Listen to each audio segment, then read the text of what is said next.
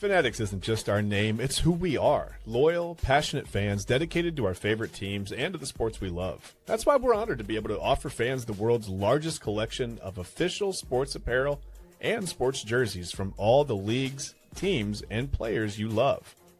We feature a wide selection of gear from every league, including NFL, MLB, NBA, NHL, and NCAA merchandise, which allows us to serve fans of football, baseball, hockey, basketball, lacrosse, soccer, golf, and everything else that gets your heart pumping. Go to Fanatics.com by using the QR code on your screen right now to celebrate your teams.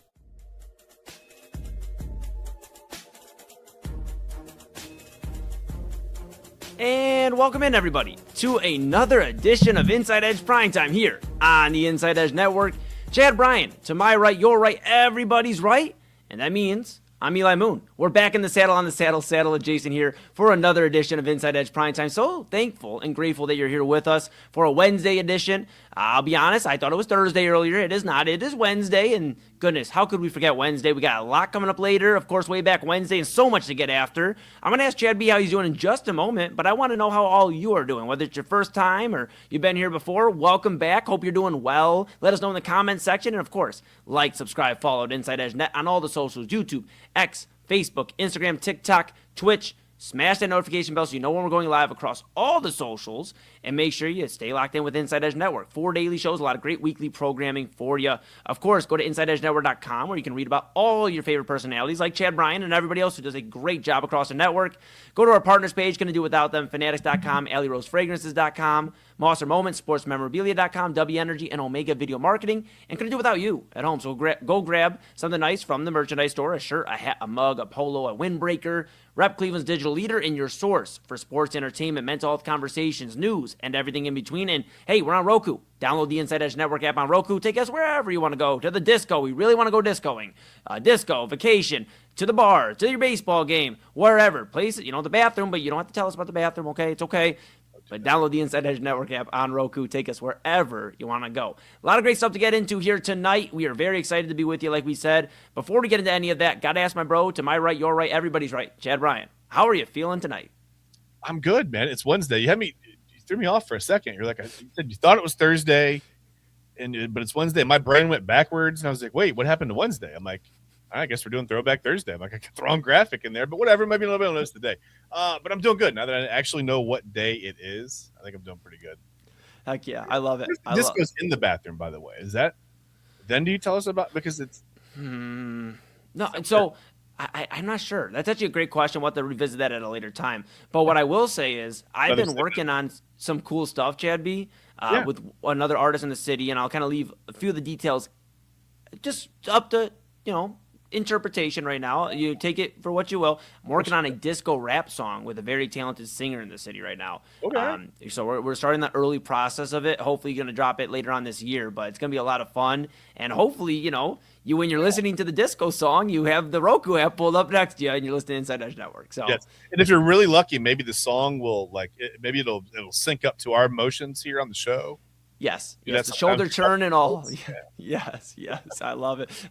My goodness. All right, well, we're all settled back in here. It's crazy because Chad B's been back for a few days. I was off yesterday. Again, Double A and I were just taking care of some network things. And we obviously were very proud, first off, of Chad B and Autumn holding it down. And we hope you all enjoyed a very fun 2 hours. And, of course, a big thank you one more time to Matt Wentz, our friend of the program, WKYC, Channel 3 meteorologist, for sitting down with Chad and I earlier in the day. Can't wait to talk to him next month. So, with all that being said, Chad B, we got to get into it. I know we talked earlier today, and we're like, man, maybe we talk some baseball. We'll talk, some other things. And I said, dude, I think we have to address this. We have to address the Cleveland Browns training camp. And I know it's weird because we still have a few weeks left until we really get an idea of who the starting quarterback's going to be, where some of these position battles line up, and ultimately shake out to be the starters and the backups. But the quarterback room's been a big discussion, Chad, and we've talked about it, man. Yeah.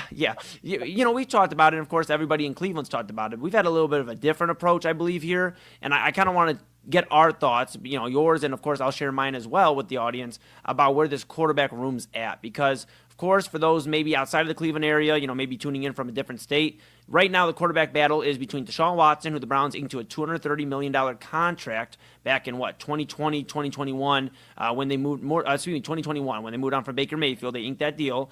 And then, of course, Shedeur Sanders, 5th-round draft pick, son of Deion Sanders, and a guy who won a few division games to keep the Browns out from the number 1 pick. No Mendoza. Instead, you get this quarterback battle. Other guys have been in the mix. Dylan Gabriel starting to emerge, maybe getting first-team reps. We'll see as that goes on. And then Taylor Green, of course, an experiment. But, Chad, I mean, I got to be honest, man. I'm kind of tired of the rhetoric, the narrative around this quarterback battle.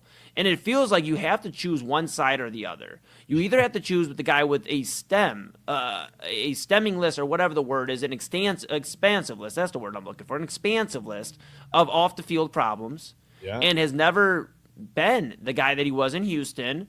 We are about a decade away from him being in the AFC Conference Championship game. That's how long it's been for Deshaun Watson. And then, of course, on the other end, you got the guy who throws up the watch. You know, he's got the perfect timing, and Shedeur Sanders does have that moxie, that confidence that a lot of people like, some people don't.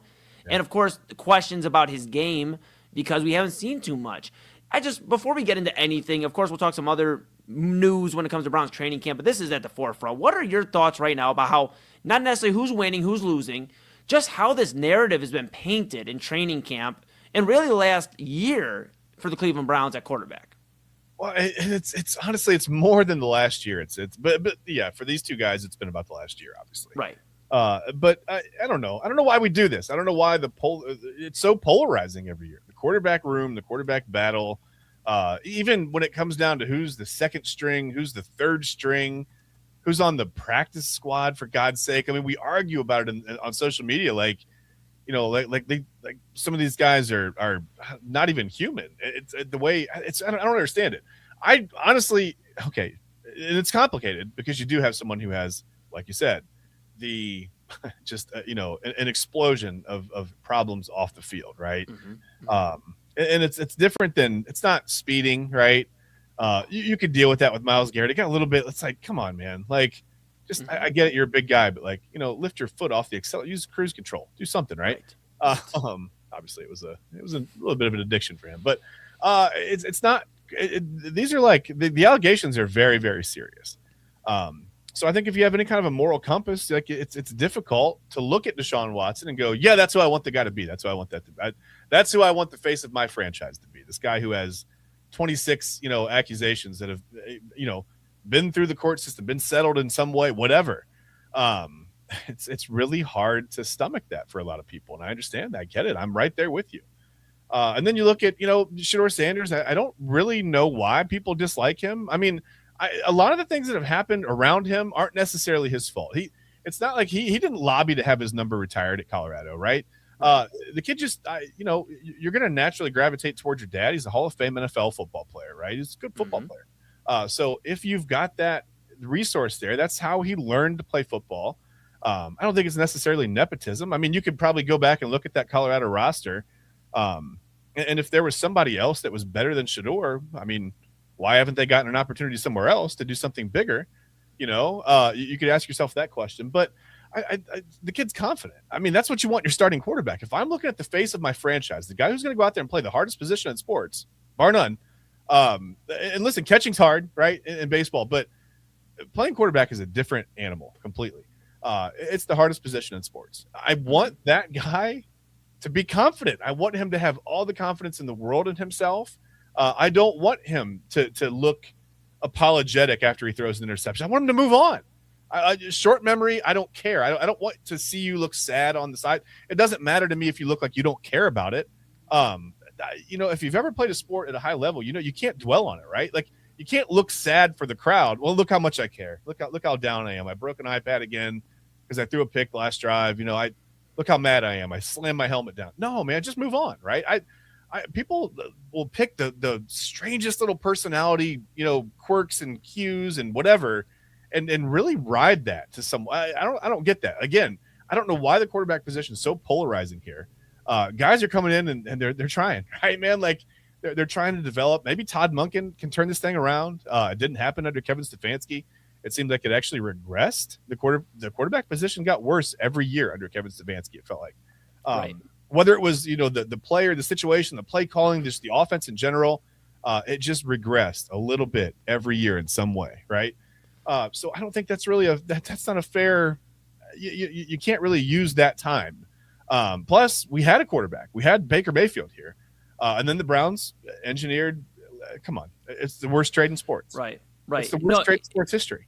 Exactly. And you wonder some of these things too, man. I know we're tough on Dylan Gabriel and we kind of consider him an afterthought. Yeah. I don't think he's going to be the guy. I just don't when it comes down to it. But you also wonder, it was a guy that it seemed like Kevin Stefanski did like as his guy. And even he didn't have success in the Stefanski offense, to your point. So it's like if we're giving a fair comparison to and I brought this up Monday night on Midnight Run. I brought it up to AA, and I asked you the question at the end of Primetime. Would you rather have Deshaun Watson or Dylan Gabriel as your starting quarterback? And it's because maybe, just maybe, and I'm not saying he is the guy. I'm a Shedeur Sanders guy. I believe he is the best answer for the Browns right now on this roster, and maybe in the future too. But I believe Dylan Gabriel does deserve a fair shake as well because he was also under that same regime that was essentially checked out here in Cleveland. And he was a guy that, hey, he did play well at Oregon. I know that's a few years removed, but he did play well at Oregon.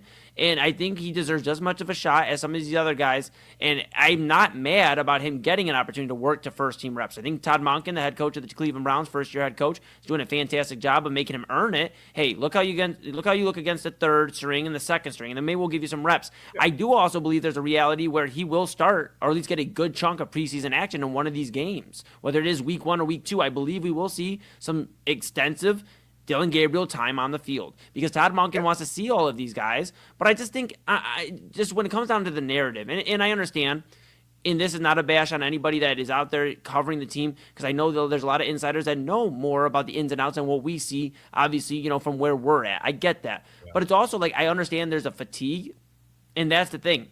There's a fatigue with the quarterback position as well, like primarily with the Cleveland Browns, because you mentioned the Baker to Deshaun, but I mean, look at all the quarterbacks that were on the jersey before all of that. We go back to Trent Dilfer days. I mean, we go back to Kelly Holcomb days and Thad Lewis. I mean, there's a lot there, so I understand. 42 starting quarterbacks. Exactly. Yeah. And you wonder, how tired and fatigued the media is, but it's also, we talk about all the time what our job is here is obviously to relay our opinions, but also be trustworthy, and that's why we have all of you tuning in every night in the Inside Edge Network, and we appreciate you, but we want to stand on our business. And I just think it's a scary thing when narratives can be controlled in training camp, which may not always be the case. We've heard some crazy training camp stories, and take this year away for a moment. In the past, we've heard some crazy training camp stories from all teams, not just the Browns, but other teams, and they usually become a non-issue or something just to create some drama or get the next team ready for Hard Knocks. Now, Chad, I will say this: you did some great work earlier on today, grabbing a few tweets from training camp. I'm going to give you the wheel here. So, but why don't you pull up a few of these tweets we've seen from training camp today in the last couple of days? Well, if we're talking about the quarterbacks, let's look at the most. This is the most infuriating thing that there is out there. Yeah. The daily quarterback tracker, right? We see this ESPN Cleveland, and listen, they're doing good work. I don't mind whatever the numbers are there. I don't think that you read very much into this. I appreciate ESPN Cleveland. Whoever's doing this, they're out there writing down. They're making little marks on their notebook. Probably, they're watching practice, and this isn't pointless, but. To me, I think a lot of people are reading way too much into this stuff, right? Today, this is from today. This is August 5th. It kind of put out there that the Browns were doing a lot of red zone work. So 17 of 20 and 7 touchdowns looks insane, right? 11 of 16, 2, whatever. Those are great numbers. But it's all red zone. It's all stuff that, it's like 15, 20-yard passes. So, but I think you take this stuff with a grain of salt. I don't care who's on top of there. It doesn't matter. I don't care if I see Shedeur Sanders go 20 of 20 for 19 touchdowns. You take it with a grain of salt, right? Yes, that is the quarterback who I think should be the starter. But I think these numbers mean absolutely nothing. I mean, there you see Taylor Green, still a project. I mean, people are, I've seen some people on social media upset that he's not getting more of a. I think right now he's a developmental kind of a guy. But you talked about some of the unfair kind of hammering on, some of the quarterbacks or whatever. And we're not here to bash anyone in the local media, but this is an example, I thought.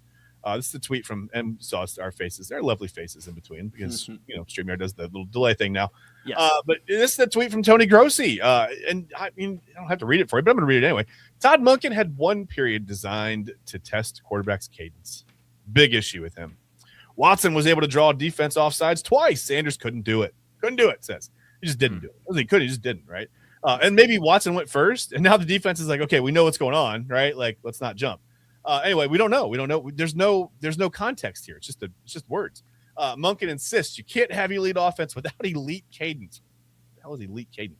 Ability to use up to 10 different cadences. Okay. Whatever. Like, what was this tweet designed to tell us? Like, well, if you want Shedeur out there, just know he's never going to draw defense offside. So there's that. You know what I mean? Like, it just feels very weird. There's no context here. Like, okay, so if Watson goes 20 times, okay, with the elite cadence drill, right? And I'm putting my air quotes up. You can't see me. Yes. And he draws the defense off twice, and then Shedeur goes, okay, you're up next, Shedeur.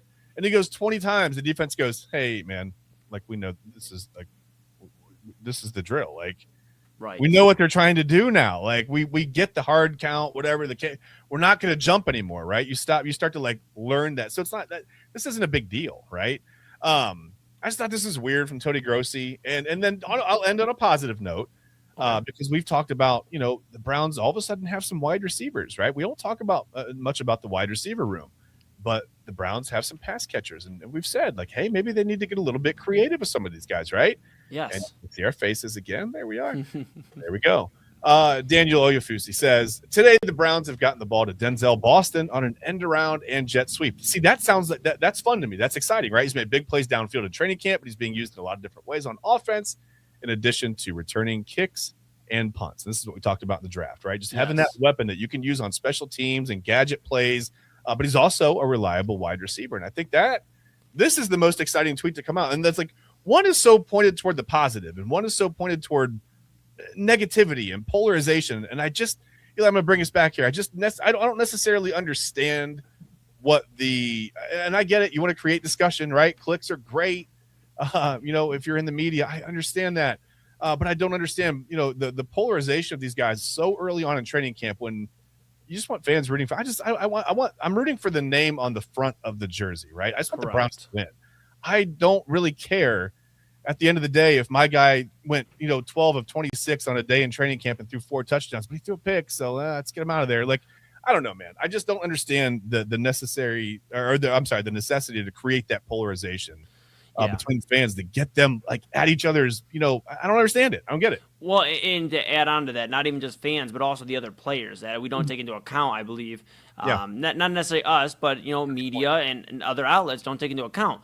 We're very quick in Cleveland to be like, well, the team's against each other and they've kind of divided the locker room. Well, typically that happens back in August, in July, in June, when you start kind of deciding what the narrative's going to be. And I understand guys against each other. Yeah, exactly. And I understand every team's going to have a narrative. And, some of them are just like, are they Super Bowl or bust? And that's the narrative they run. With the Browns, it's how are they going to figure this quarterback room out? But, to have Jerry Jeudy, who, again, is going to have an important year because guess what? You had 2 receivers there with Boston and Concepcion that really very well could be your replacement, and you may be looking at another team here next offseason. There's a real reality there. But, of course, Jeudy, even mentioning, he threw up the 4, and they're saying, he threw up the 4 for I believe his daughter or one of his kids, and they tried to interpret it, people there, that it was for he wanted Deshaun Watson to start the game or the season. And I just don't understand why we were so against wanting to put this team against each other, a team that already has some question marks at quarterback,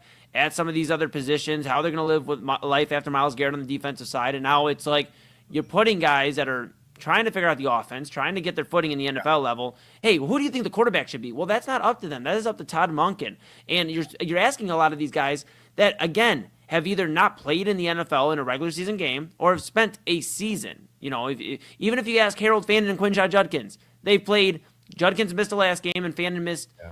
Judkins missed the last 2, so 15 games for Judkins, and Fannin had 16 games. Like, they haven't even played 20 NFL games. So I just think dividing the team, and then the same discussion will be, well, this team's against each other. They have no camaraderie. Well, when you break them down all training camp over this, it's starting to get old, and that's why it's so imperative Todd Monken makes a decision and stands on it. Yeah. At the end of the day, if it is Watson, if it is Sanders, if it is Dylan Gabriel, hell, if it's Taylor Green and he shocks everybody and comes to the front, whatever. Yeah. But he has to stand on business. This is literally the most important decision he's had since coming into Cleveland, because I believe Myles Garrett, that was not really a decision he had to make when he came here. I think that was already working its way through, hence why they never really met at, camp or OTAs or whatever. But I believe this is such an important thing for Todd Monken, and to stand on business. You can't just make a decision and go, we're going to try it out for 2-3 weeks and see how it goes next, because then you create a dilemma, and you don't want any stains on your coaching history. Again, first-year head coach, you don't want any stains on your head coach tenure right out the gates. Yeah, and you don't want fans on your back. I mean, if you say that, right? We're going to run this guy out, but this guy's waiting in the wings. We'll see what happens. The first missed throw, right? The first interception, you're going to have the fans immediately yelling about the other guy. And I was just going to say, as far as the receivers walking into this and some of the newer players just in general, think about walking out of a college program where, you're the guy, you're the superstar, basically. You've got a great NIL situation, right? You come to the Browns and you step into this family soap opera type drama with the media trying to pit everyone again. And just like, it's already a transition to go from being a star to another guy in the NFL, right? And now you've got the drama stuff. It's unnecessary. I don't really understand the polarization. I don't get it. It's tiring. And you know what? The good news is, we'll be out of training camp here in about 3 weeks. So we'll at least have a better understanding of where we're at as a team. And where the Browns move forward. Now, we'll see what they do at quarterback. Of course, that discussion is going to continue. They play a game next weekend, not this upcoming weekend, but next weekend. Of course, the Hall of Fame game this upcoming weekend, that is, in Canton. You got the Panthers and the Cardinals and all that jazz. But the Browns will eventually get into a game that I know it's not for 1-0 or 2-0 or whatever, but it will be to decide some important position battles and start getting an answer at a few of these different positions. So keep an eye on all of that, of course. And when we come back, we're going to talk some more about some interesting dialogue when it comes to Major League Baseball. Okay, the Dodgers got Tariq Skubal. They also acquired Chris Bubick. They've acquired, I believe, the entire Bryant household. Right now they're in talks with Papa Moon, and he's standing his ground. But we may lose, all jokes aside, the Dodgers have gotten better, of course, and it is a problem for baseball. There's a few different problems, and we'll discuss throughout the evening, throughout all three shows. But Chad and I want to take a little bit of a different look at things. We're going to look at some NL teams. Of course, the Dodgers are the National League favorite right now, National League champions the last couple of years. We're going to look at some teams in the National League that could upend the Dodgers, could surprise some people in October, and maybe make baseball not as predictable as some are feeling, or most are feeling right now. But that's Chad Bryan. Am I right? You're right. Everybody's right. His lights go in and go out, and then they go in and then they go out. Yeah, we don't know what happens. But he's here. We're not losing him. I'm Eli Moon. This is Inside Edge Primetime here on the Inside Edge Network. When we come back, we're going to figure out just who in the National League can beat the Dodgers. Stick with us. Key On Sports is the leader in Ohio high school athletic coverage in written, print, and video streaming. From the latest news and results and written content to the high school football game of the week every Friday, Key On Sports has you covered. The vision of 15-time published author Vince McKee has become the most trusted site in Ohio high school athletic news. From podcasts to player profiles, Key On Sports is your one-stop for all of it. Visit them today at keyonsports.com or on YouTube at Key On Sports. Check out their socials on Twitter and Facebook as well. Clean energy, bold flavors, and no jitters. See why people won't shut up about Dubby. Clean energy, no jitters or crash. Whether you're starting your workday or getting ready to exercise, Dubby Energy helps you lock in and focus. With over 15 flavors to choose from, you can't miss. Order Dubby Energy right now by using the QR code on your screen and use the promo code InsideEdge10 to receive 10% off your order. Dubby Energy, your energy-focused sponsor of the Inside Edge Network, Cleveland's digital leader. Discover our collection of body mists made with clean, minimal ingredients. Handcrafted with natural essential oils and clean ingredients, they offer a natural alternative to synthetic fragrances. Perfect for sensitive skin and those seeking clean, mindful self-care, and the perfect gift for you or your special someone. Courtesy of Alley Rose Fragrances. First-time customers, use that promo code InsideEdge20 to receive 20% off your order. AlleyRoseFragrances.com, a proud sponsor of the Inside Edge Network, Cleveland's digital leader. Whether searching for a baseball autographed by your favorite World Series slugger, a signed football by an iconic Hall of Famer, or the jersey of a world-famous soccer star, you've come to the right place. Here at SportsMemorabilia.com, the web's leading source of authentic sports memorabilia, you'll find more than 500,000 authentic products from nearly every professional sports league, team, and players. Not only will you find your next prized sports possession with ease thanks to superb customer service and tremendous site experience, you'll have the satisfaction and peace of mind that every product listed comes complete with a certificate of authenticity and is fully backed by the sportsmemorabilia.com lifetime authenticity guarantee. Go to sportsmemorabilia.com by using the QR code on your screen right now. Sportsmemorabilia.com, a proud sponsor of the Inside Edge Podcast Network, Cleveland's digital leader. Find us on InsideEdgeNetwork.com for the latest information on your favorite shows, personalities, and network partners. Plus, guess what? We have a merch shop. That's right, we have network polos, t-shirts, champion jackets, hats, and bottles. Rep the network. Every purchase supports independent sports and entertainment media. Use the QR code on your screen right now to check out InsideEdgeNetwork.com. That's InsideEdgeNetwork.com. What's up, guys? Awesome show on Unfiltered today. Got into a lot. Cleveland Sirens, it's a thing. The video, the hype video is out. It's fantastic. Event coming up this weekend, too, to support them. Truly cool to see WNBA back in Cleveland. It starts now, so make sure you guys check that all out. Also talked about still no vote from the county council to making the sheriff position a voted position again. You really okay with that? Doesn't seem right. Doesn't sit right with me either. Seems like maybe there's some power issues going on with the county. We talked about that too, and so much more. Coming up tomorrow on the program, as always, 5:30, Jake Underwood joins the show. Gonna ask him, is 16 too early to vote? You guys spoke. We'll see what Jake has to say, plus everything else going on, local news, sports. We got it for you right here, Unfiltered, 5 p.m., all along the Inside Edge Network. I will see you on Thursday.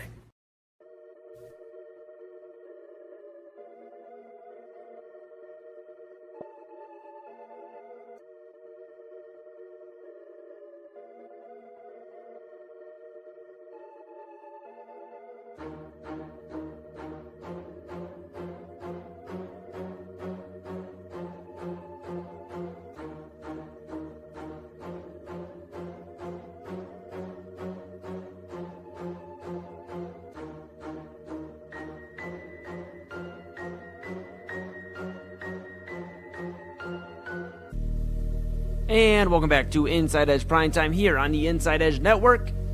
Chad Bryan to my right, your right, everybody's right.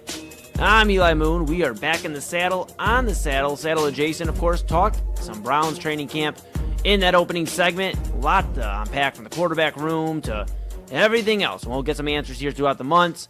As we get back here, we'll figure out some answers about Major League Baseball. That's what we're going to dive into next. Before we do, of course, hey, if you've been here before, welcome back. If you haven't, it's your first time, hey, thanks for joining. We appreciate you.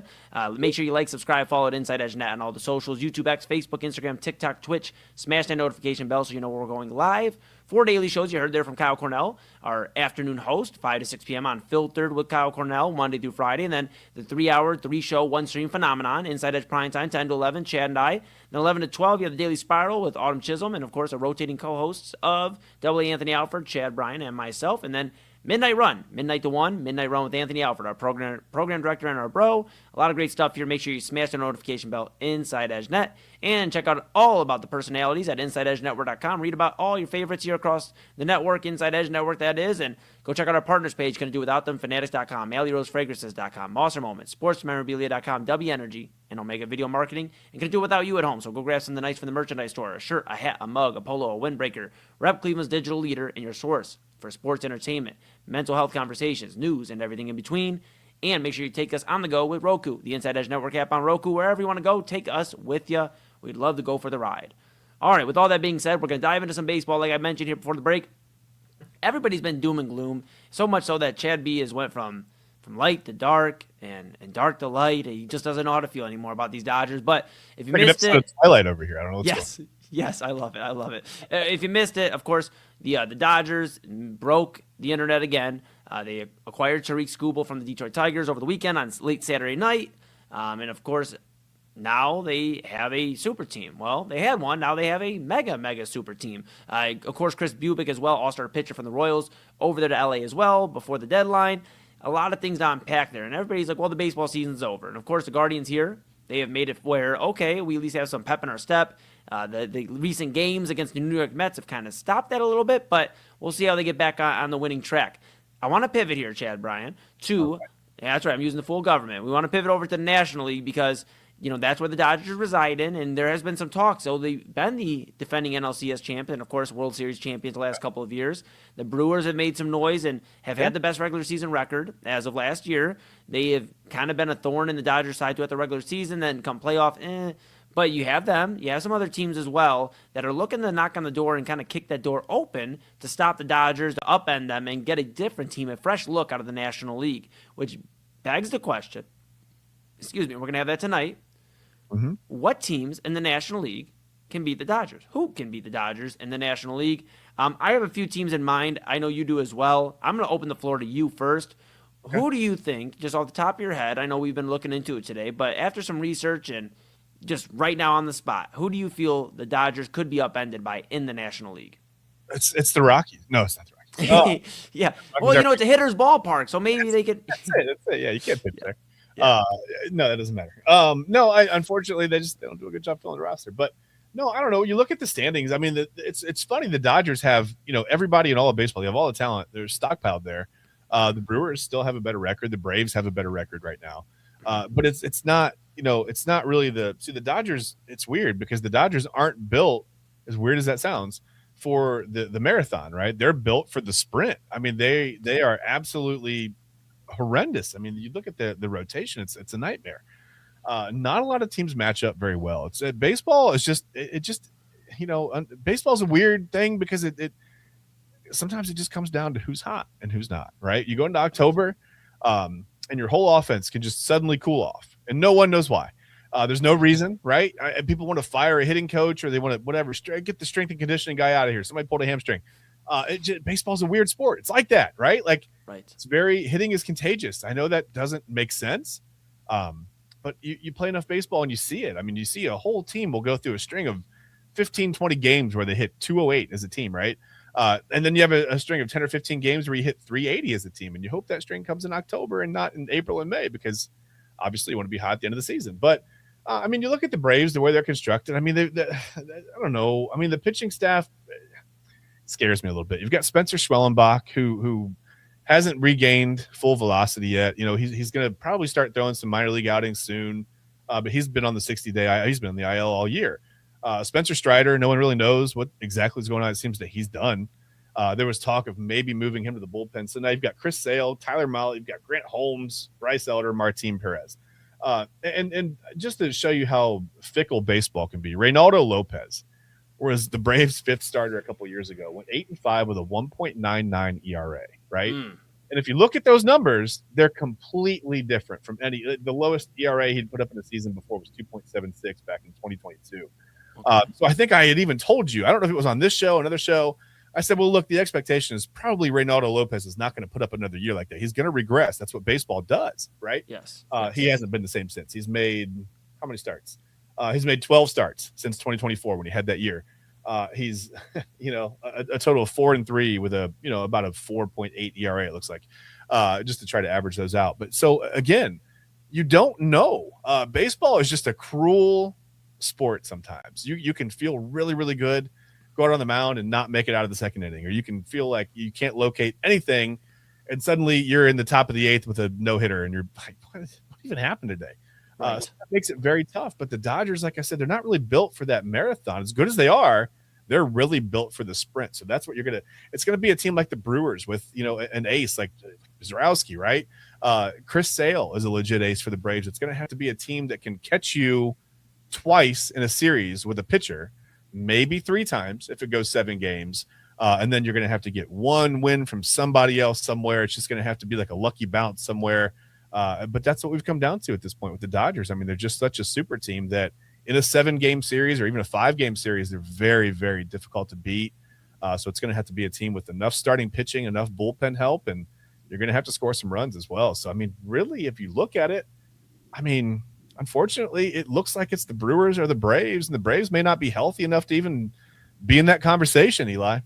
Yeah, I mean, it makes a ton of sense. A few teams you mentioned there, and obviously the deficiency they hold as well. I think the team that stands out to me is a team that kind of took care of the Dodgers recently, which is the Chicago Cubs. Yeah. You know, it pains me a little bit as a Guardians fan because, my goodness, I'll never get over 2016. But obviously being a little unbiased here, when it comes to the National League, you have Shota Imanaga, who's a stud for the Cubs.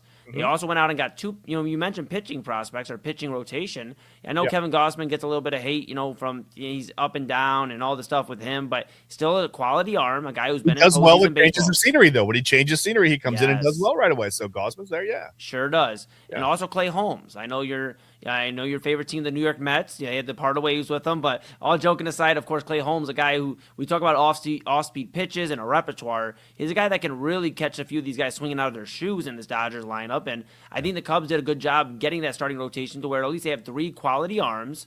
Of course, you have other guys in the mix as well. I think Savale is throwing some starts for him. I mean, they have other guys too, but I think what stands out to me too is they have a true leader on that offense. Pete Crow Armstrong signed an extension in the offseason.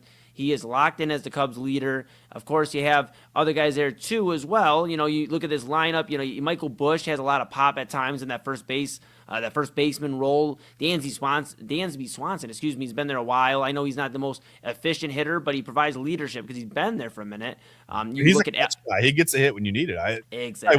When the Braves won the World Series in 2021, that's how he was. He didn't hit a ton. It wasn't like volume barreling up the ball, but when you needed a big hit, Swanson would get it. Exactly. And then you have Alex Bregman as well, which, of course, he's going to show up come postseason time. He has experience as a World Series champion, whether, we dispute those championships or not. He does have experience winning one. So there's some guys that stand out to me in terms of this Cubs lineup. Of course, Seiya Suzuki as well out there in right field. I think they have a very interesting offense. And, of course, another name I didn't mention on the rotation, Matthew Boyd, who was here in Cleveland, a couple years ago. Somebody that could really add some quality starts. He had a good start the other day, I believe, against L.A. I mean, so you just see guys in that Cubs rotation and that offense. And you talk about a team that's determined to get back to the World Series. They haven't been back since 2016. We talk all the time about how long it's been for teams. They don't want to go another 100 years in Wrigley without a championship. So I could imagine that team's going to be hungry. The other team that stands out to me, Chad B, is the Philadelphia Phillies because of what they have. I know they're a controversial team, not necessarily because of what they do off the field, but a lot of people are like, the Phillies just have too much going on. Now, keep in mind, the Cubs, 5.5 back of the Brewers are sitting there at 66 and 49. Seem like they're going to be able to get that second, if not first, wild card spot. And the other one, I believe, is going to go to the Philadelphia Phillies if they don't snag that from your Braves in the NL East. I know they're a little bit back right now, so I think wild card's more their slot. But you look at this Phillies team, of course, Bryce Harper, and everybody knows Bryce Harper. He's a very controversial guy for whatever reason, maybe brushing his teeth the wrong way or whatever it may be. But Bryce Harper, a guy that, of course, postseason moments, he is made for those. He creates those. A guy that wants to get a World Series in Philadelphia, signed that 13-year contract. What? Oh, my goodness. He's got 3 years left on it. So, 10 years ago, basically a decade ago, he inked that deal. You think about that. I'm sorry. Do you think they knew that Bryce Harper squirted the toothpaste directly into his mouth when they signed him to that deal? No way he gets 13 years. Probably not. Maybe like a 10-year deal and a little bit less money for sure. But of course, you look at some of these guys on this team. They've been around and been part of this team trying to take down the Dodgers. Aaron Nola, I know he's not the same on the mound that he was maybe 4 years ago even, but he's still a guy that can give you some quality starts. And that's what the Phillies were making deep runs. Their starting pitching was so dominating, and their starting pitching's good.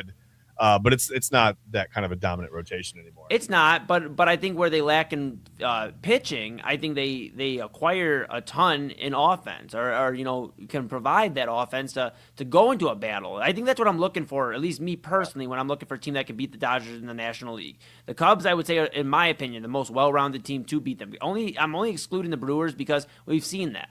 Yes, they had a Mizorowski, but we've seen what they look like when it comes to a sprint as opposed to a marathon. Two different teams you mentioned. The Dodgers are more of a sprint. Brewers more of a marathon, but what happens at the end of a marathon, you start kind of gassing out. That's where I believe the Brewers are. I like the idea of the Braves because, again, Acuna, you have some of these guys, Albies, of course, you have some interesting names. I really lean where the Cubs are a little bit more well-rounded and made those additions. I believe the Phillies almost have a chip on their shoulder. Like, hey, you know what? We've seen, and I know it sounds silly, but when teams in the city see other teams winning in the city, you want to be the one to bring the next championship. The Eagles, obviously, the Super Bowl a couple years ago. Of course, you got the Philadelphia 76ers that are making a wave right now in terms of the offseason buzz is all in Philadelphia. So how do the Phillies create the buzz on the baseball team even more so?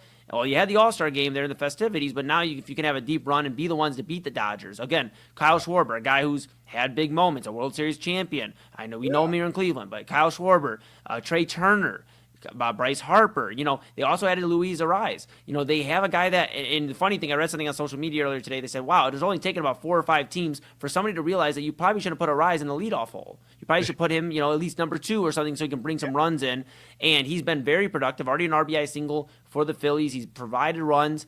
I believe the Phillies are gearing up to maybe not outpitch the Dodgers, but they're ready to win some 6-5 slugging matchups. And me personally, but yeah, I lean towards the Cubs and I lean towards the Phillies as the best 2 teams to beat the Dodgers in the National League. I don't think they made a ton of crazy moves at the deadline, but the Ariz move I think gives them a ton of interesting moves to do at offense, because you got to think about a lot of these guys, Schwarber, Harper, even Turner to a degree. They are guys that are usually going to send it over the fence, or they're hitting a double, but how do you bring them home? Ariz is that ticket. I believe that could be big for the Phillies. And, of course, matchups are going to play into this as well, too. Phillies and Cubs are probably going to be your 2 wildcard teams, barring some changes in the East and the Central for the National League. So it's really a possibility where the Dodgers may have to run through both of those teams. There's a real possibility. So we'll kind of see what's going on with all of that. But I don't think it's all doom and gloom. I know it seems very realistic that the Dodgers are probably your World Series champions, and they have the roster to do so, and I wouldn't necessarily argue with you if you say the Dodgers are my pick to win the World Series. I mean, I'm not going to argue, but I do believe it's not as doom and gloom as everybody makes it out to be. The AL is wide open. Of course, the Dodgers won't have to worry about that, or whoever comes out of the National League, until the World Series. But with an American League that has regrouped, the Yankees get Aaron Judge back. The Rays have been making noise. And, of course, the Guardians trying to figure it out. They could just get past the Mets. We'll figure it out. But, you have some of these teams that are making noise. The White Sox, we have to acknowledge them. And, of course, in the West, you have the Astros starting to catch steam. I don't think it's as doom and gloom. It's just going to be an interesting postseason. In fact, I'd say this is probably going to be the most interesting postseason we've had since 2016. Didn't we talked about the Astros? They were like 4.5 games back, and you said, who's going to – we talked – you and I both said the Astros are they're poised to make a run. Right. They're now 1.5 games up on Texas in that division. But 2 quick notes about your 2 National League picks. Yes. I will say for the Cubs, well, let's go with Phillies first. I'll go positive, even though they're in the NL East. I love the relationship that team has with the fans there, especially in the playoffs. October baseball is not much better in many other places than it is in Philly. It's awesome.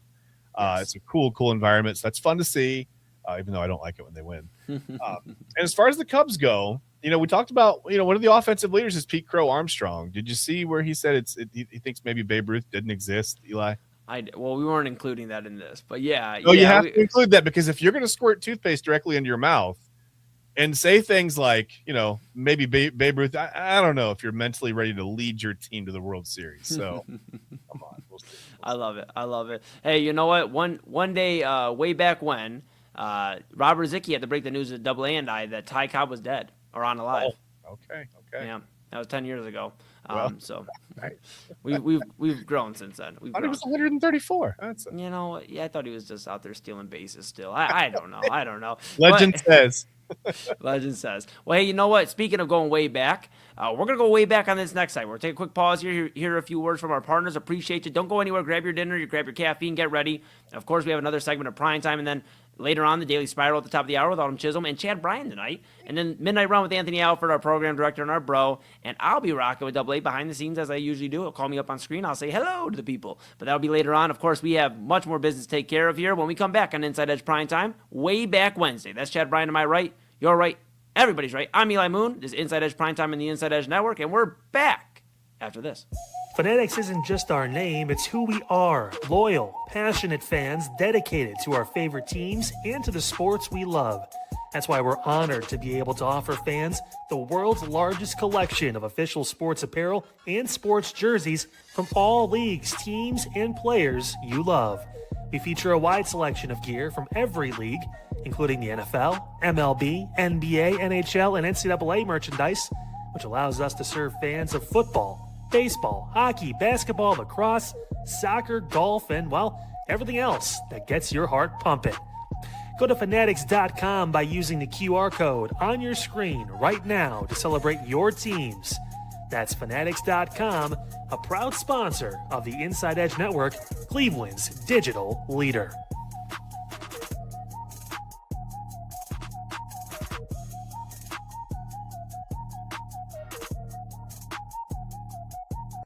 Small business owners are superheroes, but nowadays running your business means doing so inside your shop and on social media.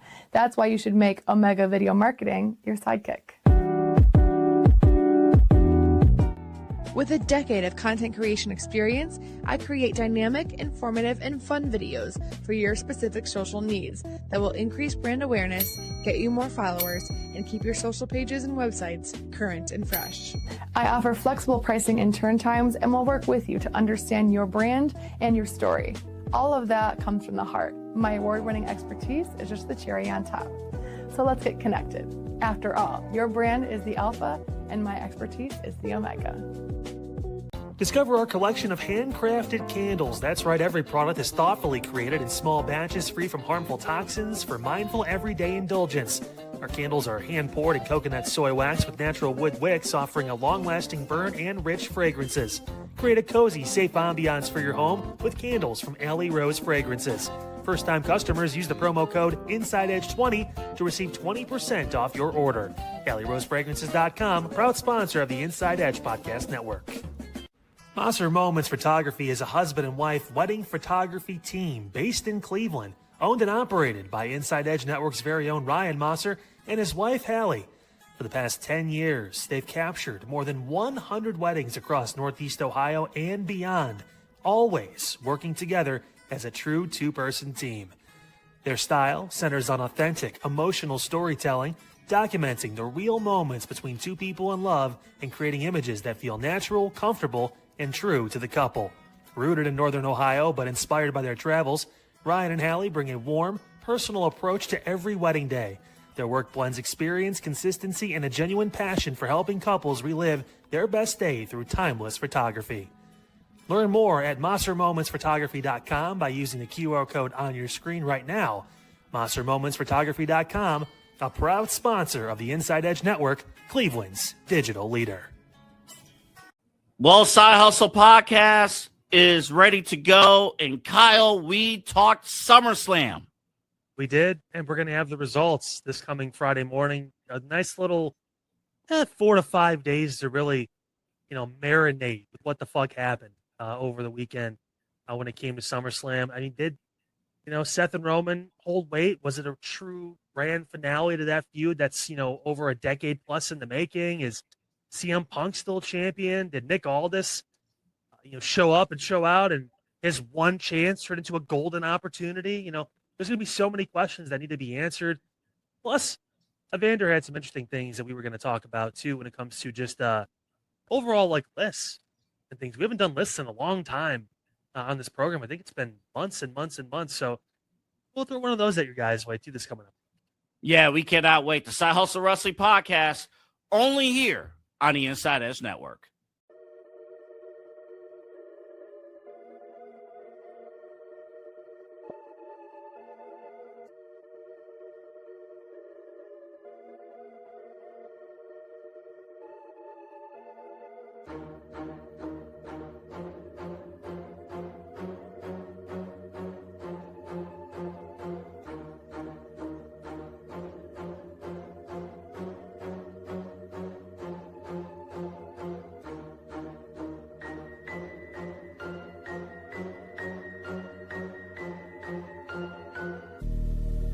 And welcome back to Inside Edge Primetime here on the Inside Edge Network. Chad Bryan to my right. Oh my God. All right, I should be used to it. You're right. Everybody's right. I'm Eli Moon. We are back in the saddle, on the saddle, saddle adjacent. Of course, we've talked some Browns training camp, what they're figuring out, the Major League Baseball dilemma. Can somebody beat the Dodgers in the National League? And yeah. Every time. Every single time. Well, here's the thing. Before we get into it, you see Chad Bryan, but make sure you like, subscribe, follow at Inside Edge Net on all the socials. Stay locked in with all the 4 daily shows, the great weekly programming. Make sure you go check out InsideEdgeNetwork.com. Read about your favorite personalities like Chad Bryan and everybody else. Does a great job. Check out our partners page and go buy something nice from the merchandise store. Rep Cleveland's digital leader, your source for sports, entertainment, mental health conversations, news, and everything in between. And, of course, take us wherever you want to go with the Inside Edge Network app on Roku.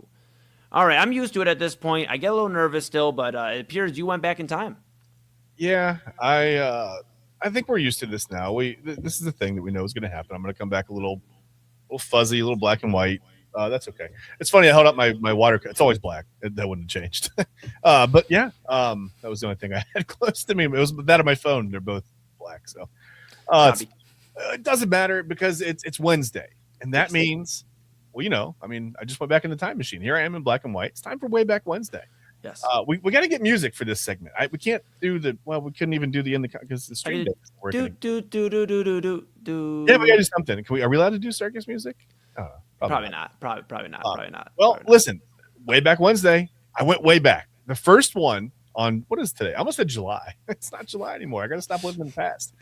It is August 5th. It's August 5th, 2023. So these are things that happened throughout history that happened on August 5th. Not necessarily of this year, right?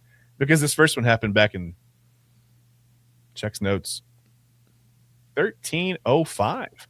Wow. William Wallace was captured. Scottish resistance leader William Wallace is captured by the English near Glasgow. We learned how to pronounce that from our friends on social media when we were talking about some other things. And he was transported to London for trial and execution, all to eventually see himself portrayed by Mel Gibson. And I'm sure he was like, that guy? Really? Dude, could have been worse. Could have been Liam Neeson, but well, he has a special set of skills, Eli. Yeah, he definitely would have been captured and transported and executed. My goodness, dude. Poor Billy Walls here. I mean, my gracious. Here's the thing about the Scots.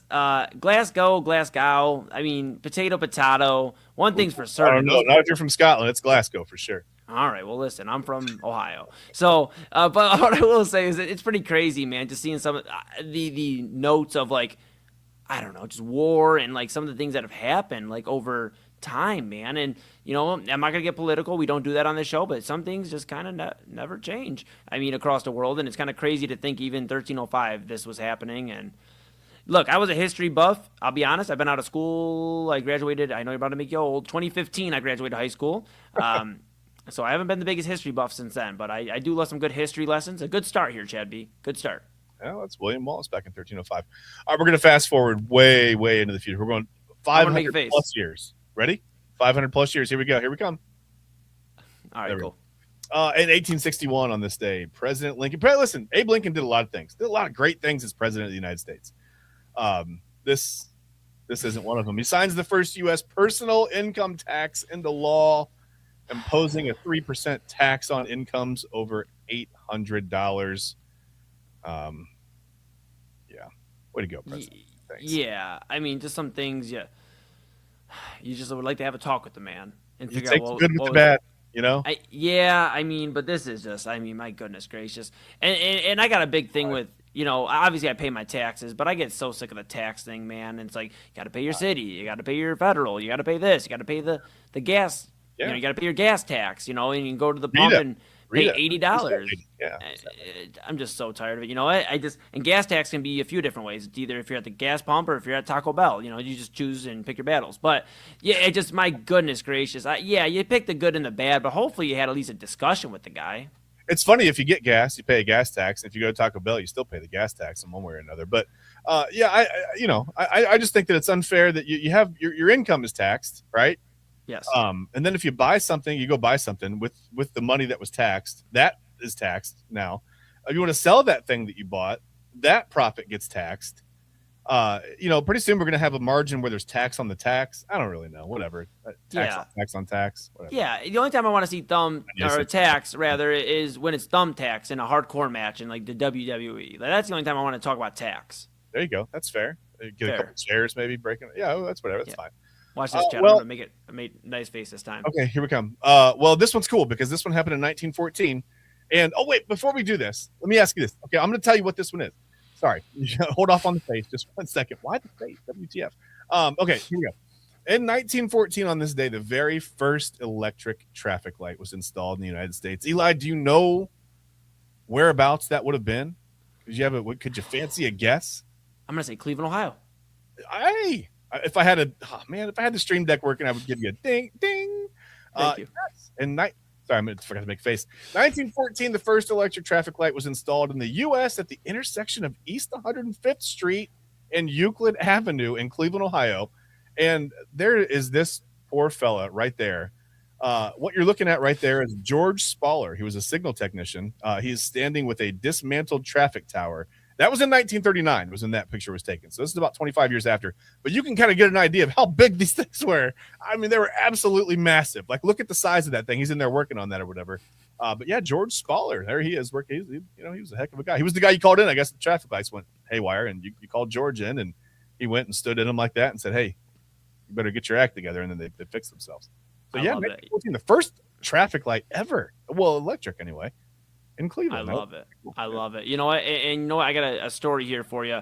When I went to Texas for the first time, I was so thrown off that their lights were horizontal, that they had them, red, yellow, green, but it was horizontal. Now I've been in Texas a few times since, so it doesn't throw me off as much. Yeah. But I was like, man, and I found out it's because of all the wind and everything like that. And they decided, we're going to secure it this way. And then I come back home to Ohio, of course, in March when I, just got back recently. And this was the first time even in 2023 when I went in March. And I'm like, man, you see all this wind knocking around the lights and everything. Why haven't we switched to horizontal lights? I just don't know. Maybe diagonals to move. Yeah, maybe we'll try that. Yeah, perpendicular, who knows? Yeah, parallel to whatever. All right, well, you ready to make a face? We're going to 1921. Awesome. I mean, mugged it. Yeah, you sure did. Yeah, I did. I was angry. KDKA Pittsburgh radio station presents the first radio broadcast of any Major League Baseball game ever as the Pirates beat the Phillies 8-0. Harold Arlen was the first ever play-by-play broadcaster for a radio broadcast of a Major League Baseball game on this date in 1921. I thought that was pretty cool. That's cool, honestly, and I'm surprised we don't have any awards or anything, at least that I've heard of Arlen. Here in Cleveland, we have Nev Chandler's very historic here, and other awards and off their broadcasters. Maybe I'm wrong, but I don't remember anything with Harold Arlen in terms of recognizing him. This is something to be recognized. I know the Pirates are terrible nowadays, but that day they weren't, and Harold Arlen had the call. Yeah, that day they were very good, and Harold was on it. I'm sure he had the whole lineup there in front of him. I'm sure he painted a beautiful picture of what was happening for the listeners at home. It's funny. I'm interested in. Oh, wait, hold on. Earlier when you were right. Yes. The Stream Deck came back up. So, and also for Kyle's promo. I got him. Okay, there. That was 20 minutes ago. So, doesn't matter. But yeah, the Harold Arlen Award. I think we need that. We need to do something like that. But that's okay. That's okay. We're going to fast forward to another Cleveland-centric thing that happened on August 5th. This was in 1948. It's a good year if you're a Cleveland sports fan. I guess for more reasons than there's this. In 1948, on August 5th, the Cleveland Indians, they were the Indians then, set a club record for the most double plays in a game. They had 6 of them in a 3-0 win over the Washington Senators at Cleveland Stadium. Of course, they would go on later that year to win the World Series. The Indians would win the World Series over the Boston Braves 4-2. Well, surely they've done that a few times since, right? Oh, well. I think they've done it. Let me count. Just under one time since. Yeah, over under at a half. But pretty cool that day. And another thing I noticed, I know we're running up against it. I know we got a few more to get to. I'll say this: the Senators, obviously Washington Senators, are now the Washington National. I mean, a bunch of moving around, but that's to go back. We've talked about it. We've spent time on the network about. Look, stop getting so mad about the sirens and there being another team in a different league with the look. Names are interchangeable. There's only so many cool names. Now I will petition for the Cyclops for whatever team we create next, but that's another point. Yes. Feel sorry for the people who didn't know that water was a part of Cleveland. Anyway, I'll skip over a couple. We are up against it. We're gonna have to switch over to the studio. We're gonna have to see how we look in red in a minute. So let me get to this one. On this date, August 5th in 1992. This is more of a serious one, unfortunately. I'd like to have some fun, but I don't know why these are called the Rodney King riots. That drives me crazy. This should be called the LAPD misconduct riots, to be honest with you. But in 1992, 4 officers of the Los Angeles Police Department who were previously acquitted on charges of beating motorist Rodney King, who was clearly, it was caught on video. It was excessive force. We know that. They're indicted on federal civil charge. Whatever. I don't know where the rest of that thing. I don't know what happened to what happened to the pro. What's going on with it doesn't matter because it's not all there. These were not the Rodney King riots. These are the LAPD misconduct riots. This was a mess. I remember seeing this on the news as a kid, and just thinking like, man, this one guy. They were acting like Rodney King was responsible for these riots, right? This was the black community saying, "Hey, man, stop treating us like this. Like, it's ridiculous what these 4 officers did to Rodney." Yeah. King. So in Los Angeles, change, yeah. Yeah, Jed, not to interrupt you, but Los Angeles was even like a war zone. I mean, in terms of everything going on back then, and like I said it earlier, and I really won't expand on it much because if you know, you know. Some things just unfortunately have not changed in terms of how we handle people and deal with certain situations, and it's sad. But yeah, not great. The next one happened just a couple of years later. Billy Idol, English Pump. English Pump. Easy, pal. You might get us kicked off the air right now. Hey, man, it's after 11. I think we're good. English pop punk rocker. Say that 3 times fast and get back to me. Billy Idol is admitted to the hospital after a drug overdose in L.A. Witnesses who were there said that with the rebel yell, he just kept crying more, more, more. And it came to a head. We know he was okay that time, but we can joke a little bit. But yeah, obviously drug overdoses are not a funny situation. That's not funny at all. No. That did happen on this day in 1994. We're going to move on from that one very quickly. Yeah, not much to add on that. Don't do drugs, kids. Yeah, I don't think we need to really expound upon that. So, there's my face.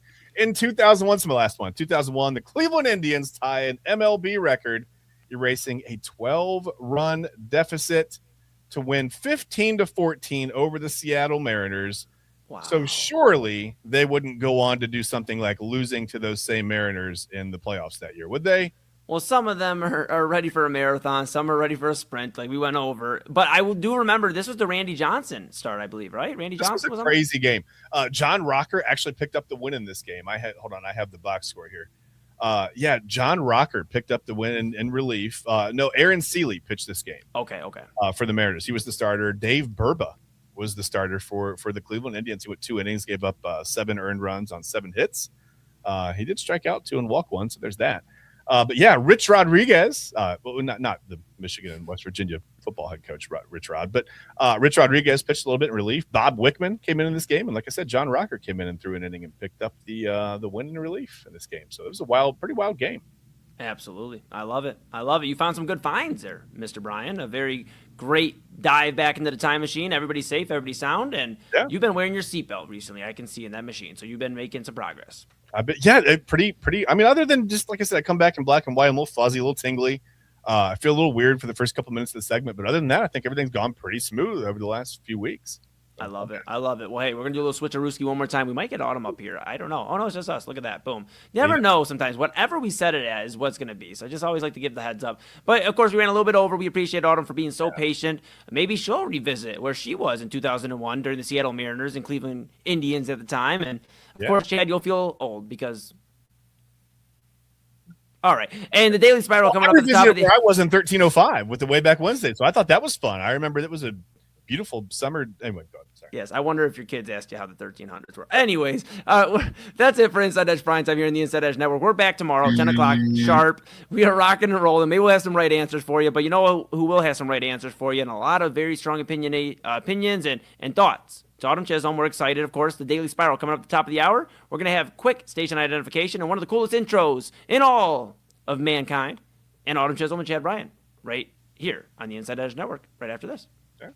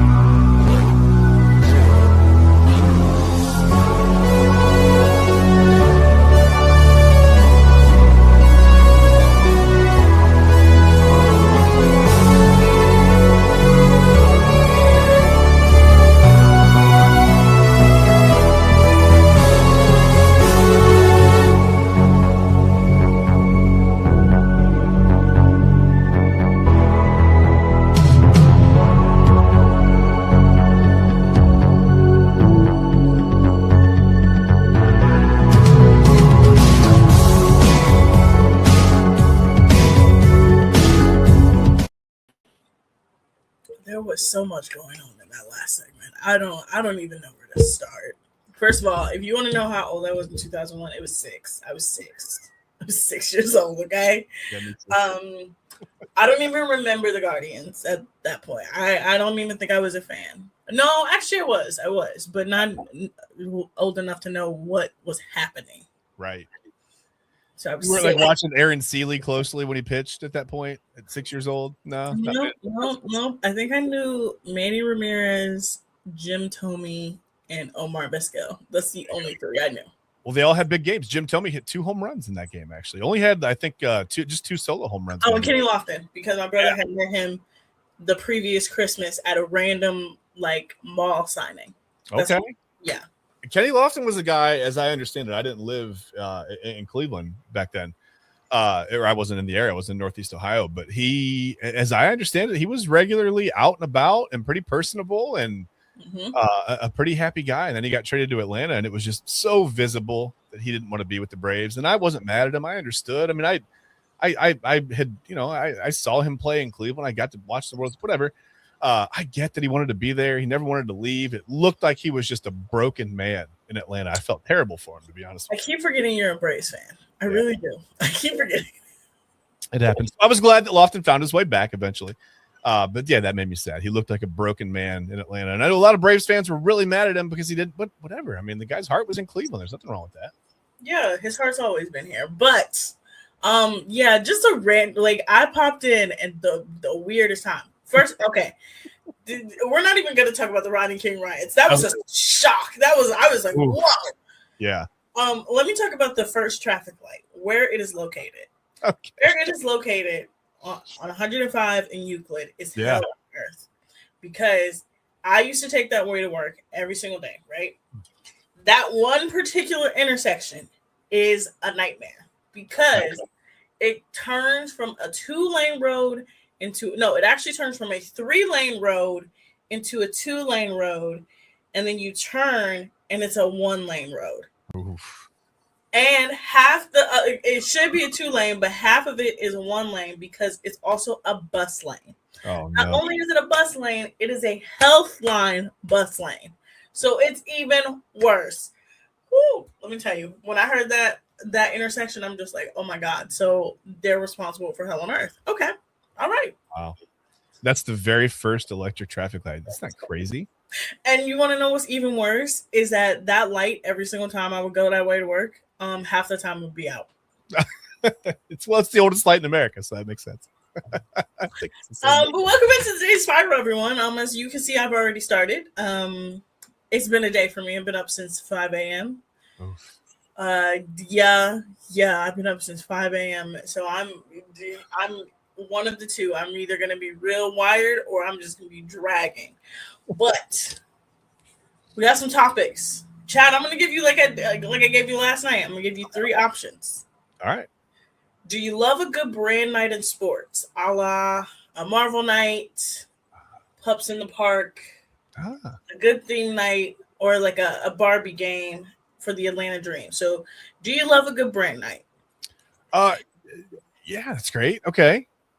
Am I going to really have to defend a Browns quarterback? Okay. All right. Or are Cleveland fans a little too savage sometimes? Okay. We got to start there. I think we can defend the Browns quarterback. I'm probably with you on that. But let's talk about fans. Let's get into this. Let's talk about it. Yes, let's talk about our lovely, beautiful fans. Look, I'm a Cleveland sports fan. I've been a Cleveland sports fan my entire life. I will never not be a Cleveland sports fan. Okay, it's in my blood. I can't help it. Right. I will ride for my team. But I think we have also at times gone a little too far. Yeah. Last night during the Guardians game, while we were on air, I saw something on Twitter and I'm like, that's crazy that happened. Gabriel Rice, a Guardians player, was booed as he struck out.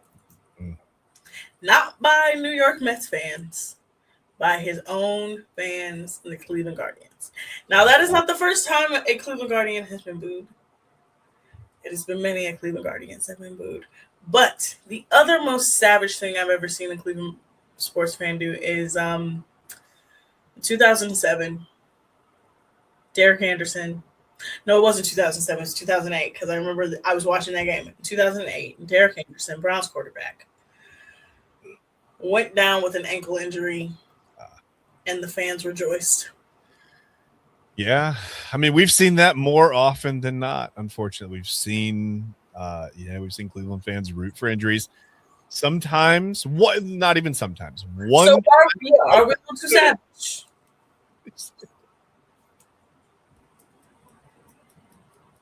I think it depends. Yeah, maybe. Yeah. I was like 13 when that happened. I remember that's the first time I've ever seen that, where people literally cheered for a man to fracture his ankle. Yeah. What did Derek Anderson ever do to you? Like, why would you root for that? What did he ever do? Did he throw a pick on like a 3rd and 11 or something? Like, I think it was because it was the year that they went 10-6 the previous season and they missed the playoffs. And then they came back the next season and everybody expected them to build off of that season. But I think it was another season where they went like 4-12 or something like that. And they really wanted Brady Quinn to come in. Yep.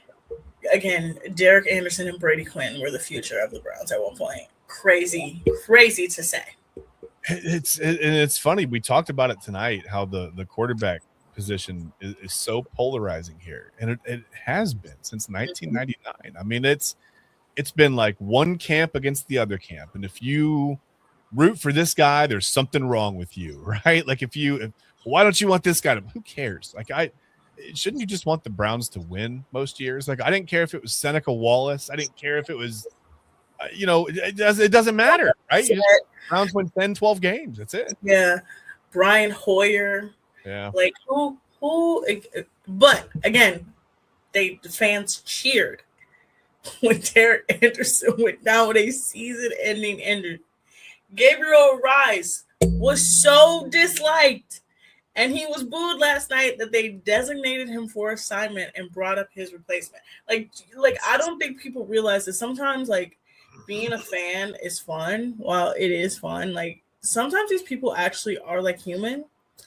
And I think booing someone because you don't like them and you may not like how they play the game and you may be frustrated with them is a little much. It's a little much. Yeah, I understand that fans go, hey, I paid my price of admission. I can say, I think you can say what you want, but I think that when you cross a line, then there's really no coming back from that, right? Like it's okay to be upset with a guy. It's okay to watch a guy continue to go 0 for 4 with 3 strikeouts every night and go, man, I really wish maybe if we had another, option in the lineup, maybe in AAA, can we do something? Can we replace this guy? It's fine to have those discussions. I think that's fine. I mean, we're always going to have those discussions about sports, but to personally attack, and it goes beyond that, Autumn. We've seen it, and maybe it's a newer development because of social media and because of sports betting. It's all like it's a perfect storm, right? We have more access to athletes than ever. We have more riding on these athletes than ever. People bet, almost every game. Sometimes people are out there betting on every single game, right? So when you see someone underperform, they get attacked on social media. They get DMs or, horrible, just, racist or misogynistic things said. How do you not know that that's clearly crossing the line? No one cares about your parlay. No one cares about your over-under. Shut up. I mean, if you bet and lose, if I'm an athlete, I don't care if you bet on me or against me. Leave me out of it. That's your decision. You didn't consult me. I didn't say, hey, listen, I'm going 4 for 4 tonight with 3 home runs. Put it on me. Right. And then go 0 for 4 with 4 strikeouts. I didn't make you bet. I didn't make you place that bet. That's a ridiculous situation that has to stop. And we have people that just continue to do it. It's the same kind of thing that happens over and over again. Autumn, that has to stop. It has to, no, because I was on TikTok the other day, and luckily I've been on the Cleveland Sports side of TikTok, and I will say this, like, it's not as bad as Twitter. Cleveland Sports Twitter genuinely makes me want to tear my hair out because people will go to the extreme on there, and I'm like, whoa, like, calm down, like, breathe. Like, I think it was a game a couple months ago where you would have thought it was like a World Series game for the Guardians, and it was like just a regular run-of-the-mill game, and people were like, oh my God, this team is terrible, they suck, I hate everyone, this is the worst this ever happened. And I'm like, you guys, it's a baseball game in the middle of June, like, what are we doing? Right. But I was watching a guy who was going through his jersey collection, and he was like, yeah, it's hard being a Cleveland sports fan, and having jerseys because every time you get a jersey, something happens, right? And I just like even the way he was talking about like the people of jerseys that he had, I was like you're not even talking about them like they're human. Like you just like it's just like people like sometimes I think our fan base thinks that players that play for us are commodities. Like they have to do what they want them to do. And I'm like, it's to the point where now it's just not even fun to watch anymore. Like it's not fun to watch. If I would have been there at that game and I would have saw people booing, I would have been like, what is the point of this? What are you gonna get with this? You know what so here are the things that I played baseball my whole life. Baseball is very hard, right? Hitting a round ball with a round bat is extremely difficult, especially when you got a guy throwing 102 miles an hour on the mound who, first of all, is really good at what he does, and he's trying to get you out, right? Here are the things that I've been upset with athletes for. Not hustling out a ground ball to first base, okay? You hit a ground ball in the hole, and then, you kind of dog it down the line and get thrown out by a half a step.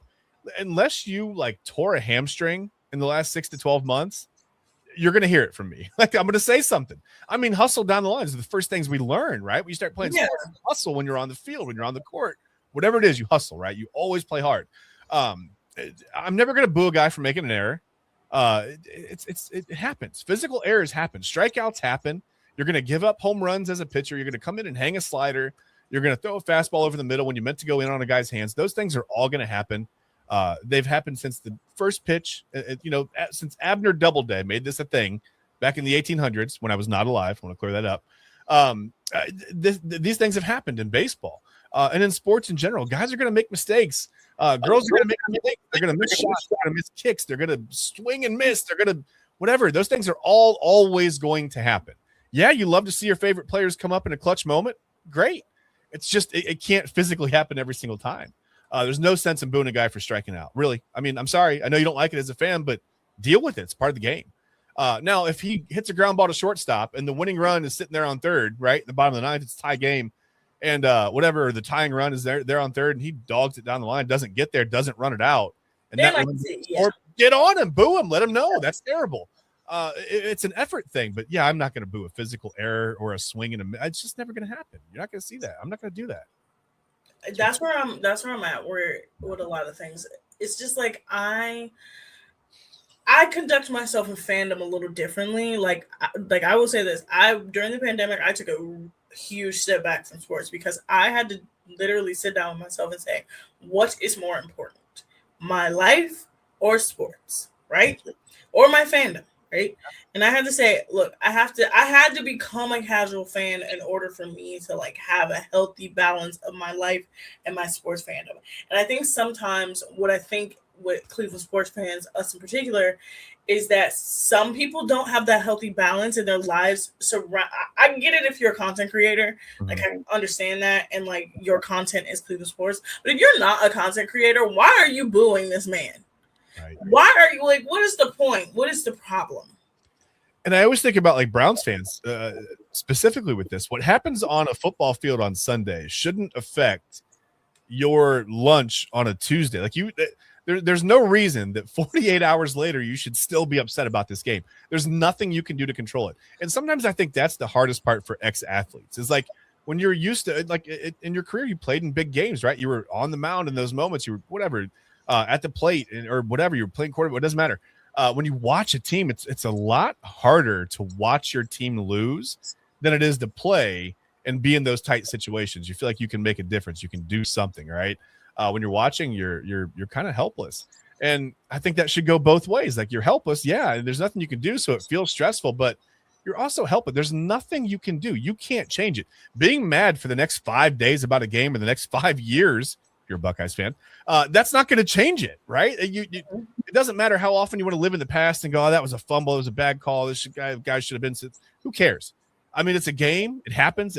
You have to move on. You have to. And I think that having kids calmed me down as a sports fan a little bit because I used to be a guy that I would get up and yell at my TV for some certain things or whatever. But then I learned, like, I'm around my kids. I'm trying to teach them that you can't win every game in life. That's not how life works. You're going to win some. You're going to lose some. You're always going to try your best, but you're going to lose some. And I think that a lot of life is the lesson is how you respond to those losses, right?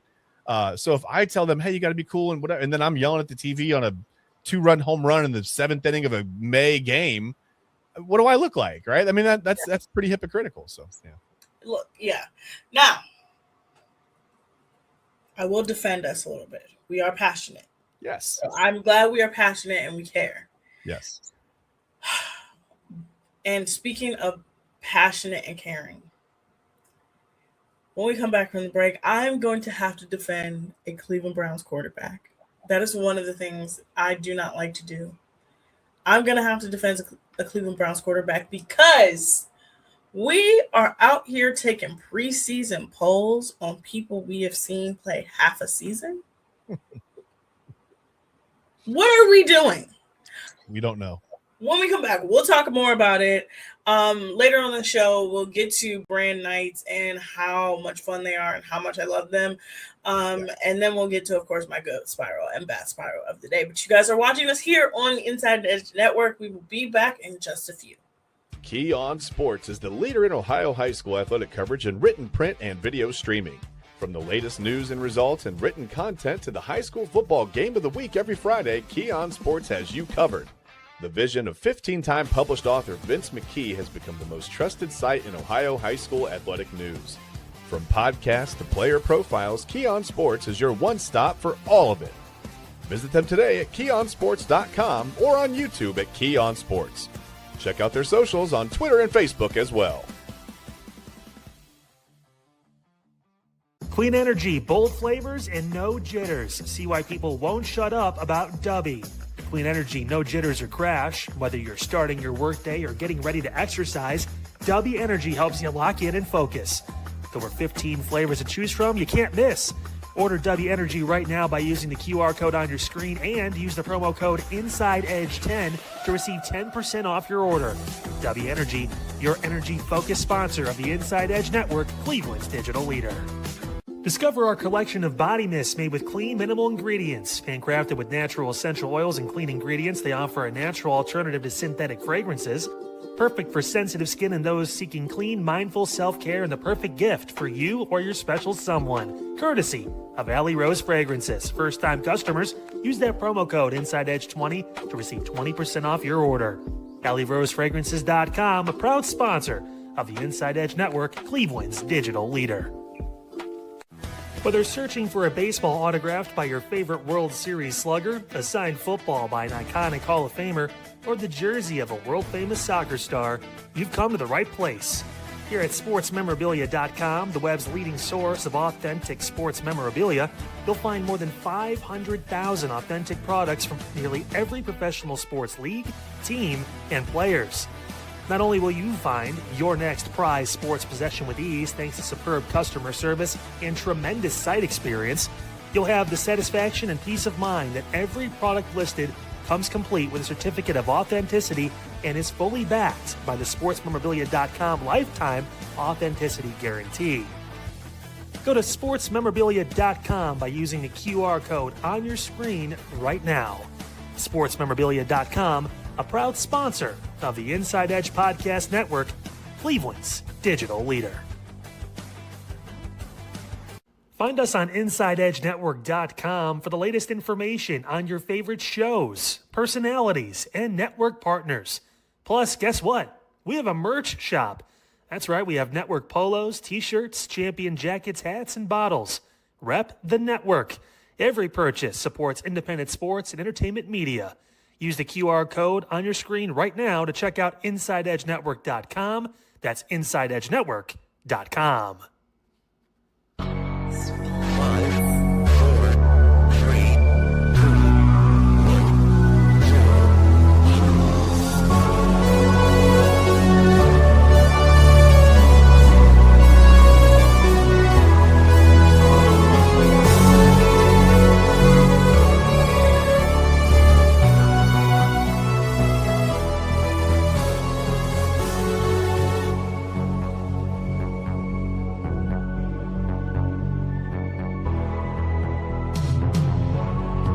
I gotta put my glasses on this much bad. I have to do a Cleveland Browns. Okay. We have matching glasses. That's crazy.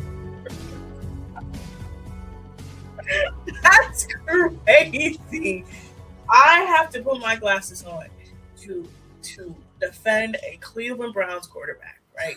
We are the second season in to Shedeur Sanders, and I don't understand what Shedeur did to people in the NFL. What did he do? Did he run over somebody's dog? Did he kill a kid? What did he do to these people? I don't understand. So first we have the visit that Deion made. Deion Sanders visited Shedeur Sanders last week, first week of camp, because Shedeur asked him to come to camp just to see him. Deion is about to start his fourth, fifth season at Colorado as head coach. So he wants to see his dad before he starts coaching, who he's not going to see for months because his dad is also in football in Colorado and he's in Ohio. Yep. And people are mad that Deion went to go see him and didn't try to be Coach Prime, that he was just his dad. I don't understand it. Okay. Then we have Deshaun Watson having one of the worst training camps I've ever seen. Every single report about Deshaun Watson every single day is just how bad he is. I've never seen that from any Browns quarterback. But he threw 7 touchdowns today. You didn't see the quarterback tracker? Come on. When I say every single day there's a new Deshaun Watson story about how bad he is, about how inept he is, about how he has no command over the offense, how he's throwing picks. I have never seen something like this with my own eyes. And again, we have had the likes of Brandon Whedon, Johnny Manziel, Dylan Gabriel. Like, I can go down the list of just how many terrible quarterbacks there are. And I had high hopes for Brandon Whedon. Do you remember why? He was on the sports science segment. Do you remember this? Yeah. They were shooting the clay pigeons, and Brandon Whedon was picking them off. And I was like, oh, my God, the Browns got a guy. Look at this. Like, that is pinpoint accuracy, right? Apparently, wide receivers are smaller than clay pigeons. I didn't know that. But I knew it was over week 1 when Brandon Whedon came out and got stuck under the American flag before they played the Eagles. And I was like, this isn't good.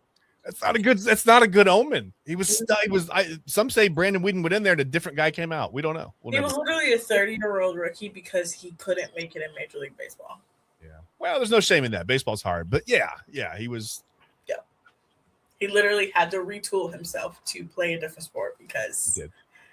I give him all the credit in the world for being good enough to have a professional career in a second sport. That's. Yeah, no, that's honestly, that is very impressive, but the writing was on the wall. But the reason why I have to defend the Browns quarterback is because today Mike Sando came out via Underdog NFL and said executives and coaches ranked Shedeur Sanders 35 out of 35 veteran QBs. One defensive coordinator said, I sleep like a baby if I got to play him every week. One executive said he's inaccurate at all 3 levels. I can't tell if he's going to get better, but there's a huge gap between him and competent QB play. Huh?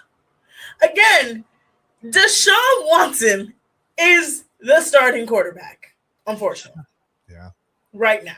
Until we see him play in the preseason, which I think once we see him play in the preseason, I don't know. I watched Shedeur Sanders with my own 2 eyes last season. Not even on a television screen. I literally went to the game against Pittsburgh, right? Okay. Watched him with my own 2 eyes. I've seen worse. I've seen 20 times worse. In fact, I saw worse in that game from Aaron Rodgers. Okay? Yeah. I watched Shedeur Sanders have incompetent wide receivers. Mm-hmm. That same game, his tight end went down for the rest of the season. Mm-hmm. But he made do of what he could. Yep. No running game, by the way. No running game. Yeah, no running game. No offensive line. There were 5 guys out there on the offensive line, but no real offensive line to speak of. Yeah. A head coach who didn't believe in him, who didn't even want him on the team. Wouldn't even address him by his name. Yeah. And you got defensive coordinators out here saying, if I sleep like a baby, if I got to play him every week, what are you talking about? Like I said, what did he do? Did he kill somebody? Did he run over somebody? Because he must have backed over the puppy on something must have happened that we don't know about. I feel like we'd know about it though. Because the way people talk about him, you would think he's arrogant. You would think he's like saying, "I'm the best quarterback in the league. I'm gonna do this, and that, and the other." I have seen nothing but him come in and say, "I'm gonna do the best that I can with what I got." Yeah, and he's in the community. He makes appearances. It's not just making an appearance for the sake of making an appearance. I mean, he's out in the community trying to make a difference. I saw some clips of him on the practice field working with Taylon Green last week or the week before, whenever. He certainly didn't have to do that, right? I mean, he could be looked at as a competitor. I know Taylon Green's more of I get it. He's a project quarterback. I understand that. It's going to take some development. It's going to take some time with him. He's not a direct competitor of Shedeur Sanders, but I mean, for all intents and purposes, you're on the same, NFL roster playing the same position. That's your competitor, right? And he's not an established veteran where he's like 15 years in the league and he's passing the torch to Taylon Green. I mean, he's helping a guy who got drafted 1 year after he did. He's on the field working with him, going through some stuff, and I'm like, he didn't have to do that. But people, well, he does that because he knows the cameras are on him. Okay, well, the cameras were on. Where was Deshaun Watson? Like, where was Dylan Gabriel working with Taylon Green? I don't understand the hate either, Autumn. I never have. He's a reasonably accurate quarterback. I mean, you can say what you want. I know the air yards per attempt weren't there in college, but they also drafted Dylan Gabriel, who was right there with Shedeur Sanders for air yards per attempt. So it's not. I really don't understand. I guess it's the confidence. But don't you want that? Yeah, my thing is, it's not even from, like, I will say this. There's only one Cleveland media person that I've seen that has tried to create tension, and we know who that person is. I don't give that person attention on any of my platforms. Sure. I think they are very much not helpful when it comes to talking about Cleveland sports, right? Yeah. But when it comes to everybody else, in this media landscape of Cleveland, I've heard them say nothing but great things about Shedeur. Yeah, he's a nice guy. He's in the community, like you said. Like, he takes pictures with people. I've seen influencers at training camp. He takes videos and pictures with influencers. So off the field, he's even nicer. On the field, the entirety of the time, he could be so mad. He could be so angry. He could be. I hate Deshaun Watson. Oh, I'm so mad that he's getting more first team reps. That's not what he's doing. He's getting what he has. So I don't understand this idea that he is just so terrible. Again, I watched him play last season. Jerry Jeudy on purpose dropped a touchdown during a game. Listen, I get that Shedeur has a long way to go. I've said that. I'll say it again. Until we see the development, until we see that progress, we're going to keep talking about his development. It's there. But I thought at times last year in an offense that was completely stagnant. And again, by the time he really got out there and started to get some starts, they lost Quinshon Judkins. The wide receiver room was in shambles. Jerry Jeudy already had 8 or 9 drop passes at that point in the season. The offensive line was completely just. I'm sorry. Probably great guys. Autumn, I don't know. They were inept. They couldn't stop anything. They couldn't run block. They couldn't pass block. I mean, you would have been better off, I think, just putting 5 traffic cones out there. It would have deterred a pass rush more than that. And maybe some of it's injuries, age, whatever. I'm not trying to throw shade at these guys. They just weren't very good. No, I saw Shedeur Sanders show these flashes where they moved the football with him at quarterback. And I can see that with my eyes. I don't have to break down analytics. And I know, I get he threw more interceptions than he did touchdowns. Sure, he did. It didn't have a great year, but there were flashes. I thought there were enough flashes that he showed something worth working with, right? Like there was something there that you see that we can work with this guy. And if he doesn't develop, then sure. I'll admit I'm wrong. It's fine. I'm not saying I'm not saying that he's going to be the next great Hall of Fame quarterback. I just think that there's something there worth taking a second look at. And you've got to know what you've got with him because we've talked about it before. This next year's draft is so loaded at the quarterback at every position, really. But you've got to know what you're doing at quarterback before, really probably week 8, week 9, so you can start formulating that plan for the draft. Think about this. last year, he wasn't even number 2 on the depth chart. He was number 3. Yeah. Joe Flacco started the first 4 games. Yeah. Then Dylan Gabriel started the next 3. He didn't get into the season until halfway through, and he had less than half a season to put together a decent rookie year, right? And I don't judge rookies off of when they come in. Now, I could see if it was like a JJ McCarthy and you were the starting quarterback the entire season and you were terrible, right? JJ McCarthy is terrible. We know this. He had an entire season to prove that he was good. He's terrible, right? Very good. George Sanders was number 3 on the depth chart at quarterback, was only practicing with the third stringers in the practice squad. He gets put in because Dylan Gabriel goes down with an injury and he has no time to really adjust to starting with the starters, right? Yeah. And even then, he did a pretty good job adjusting. It's not like he's just so inept. I don't understand this idea. I've seen inept quarterbacks. I've seen quarterbacks that can't move, can't run, can't throw, can't do nothing. From what I've seen, he can move, he can throw, he can create opportunities. It's all about the chance and the opportunity. I say if by week 6 he looks a little like then maybe you could say, all right, something's not right. But the boy hasn't even started a game this season. We haven't played a preseason game. Nothing has happened to the point to where it's like he's so terrible, he's so awful. Right. And this is what I also hate about these like execs and coaches polls is that something happened during his pro day or whatever to where they all have this idea of him in their head. Yeah. That now it's translating to the NFL. I think a lot of it is so simple, Autumn. I think it's just the fact that he's had, he and his brother kind of do the influencer thing, right? They have camera people around him. They have guys that are recording every move. And I think some people find that off-putting, right? When you want to have a conversation with a guy and there's 3 or 4 cameras around, there's social media and there's like boom mics or whatever else is going on. I think some people are uncomfortable with that. And it doesn't lend to arrogance. It doesn't lend to a superiority complex or anything like that. It's just this is what we do. Is people document their every move now. Let the guy enjoy his professional career. He's documenting his life as a professional quarterback in the NFL.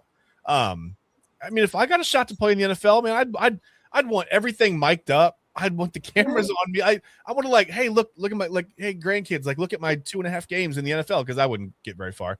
But I'd want to prove that I was there and that I was, that I made a difference, that I did something. I don't know. Maybe that's it. I don't know, Autumn. I'm not really sure. He's got a great, even in his worst moment since he's been a Cleveland Brown. He gets pulled over on the highway, right? He's speeding, whatever. He was respectful to the officer. He did everything that you're supposed to do. And people still found a way to kind of really talk crazy about him for that situation. Meanwhile, we've got Myles Garrett over here getting pulled over 11,000 times, going triple digits in a 35, running over nuns outside of it. Well, but he's Myles Garrett, so who cares? He can do whatever he wants. It's crazy. I don't get it. It's wild.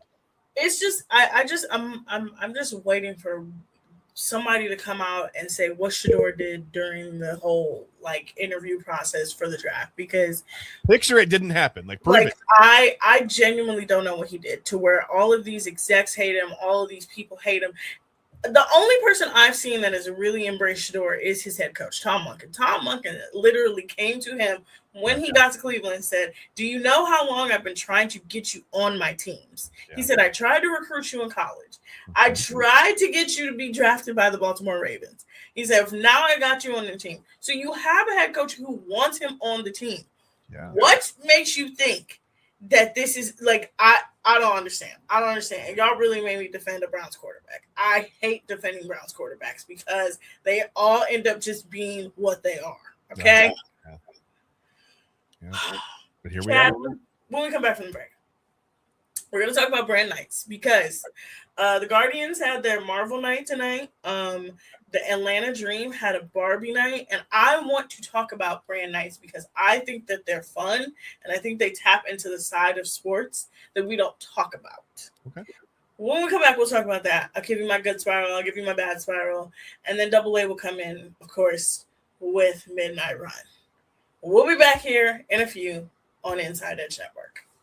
Fanatics isn't just our name, it's who we are. Loyal, passionate fans dedicated to our favorite teams and to the sports we love. That's why we're honored to be able to offer fans the world's largest collection of official sports apparel and sports jerseys from all leagues, teams, and players you love. We feature a wide selection of gear from every league, including the NFL, MLB, NBA, NHL, and NCAA merchandise, which allows us to serve fans of football, baseball, hockey, basketball, lacrosse, soccer, golf, and, well, everything else that gets your heart pumping. Go to fanatics.com by using the QR code on your screen right now to celebrate your teams. That's fanatics.com, a proud sponsor of the Inside Edge Network, Cleveland's digital leader.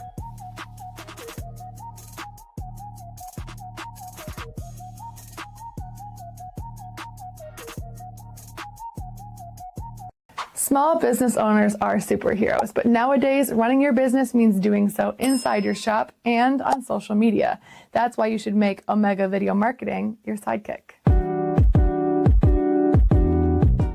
With a decade of content creation experience, I create dynamic, informative, and fun videos for your specific social needs that will increase brand awareness, get you more followers, and keep your social pages and websites current and fresh. I offer flexible pricing and turn times and will work with you to understand your brand and your story. All of that comes from the heart. My award-winning expertise is just the cherry on top. So let's get connected. After all, your brand is the alpha and my expertise is the omega. Discover our collection of handcrafted candles. That's right, every product is thoughtfully created in small batches free from harmful toxins for mindful everyday indulgence. Our candles are hand-poured in coconut soy wax with natural wood wicks, offering a long-lasting burn and rich fragrances. Create a cozy, safe ambiance for your home with candles from Alley Rose Fragrances.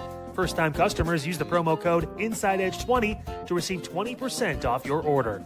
AlleyRoseFragrances.com, proud sponsor of the Inside Edge Podcast Network.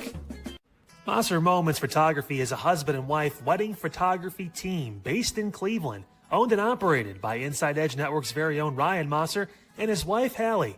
For the past 10 years, they've captured more than 100 weddings across Northeast Ohio and beyond, always working together as a true two-person team.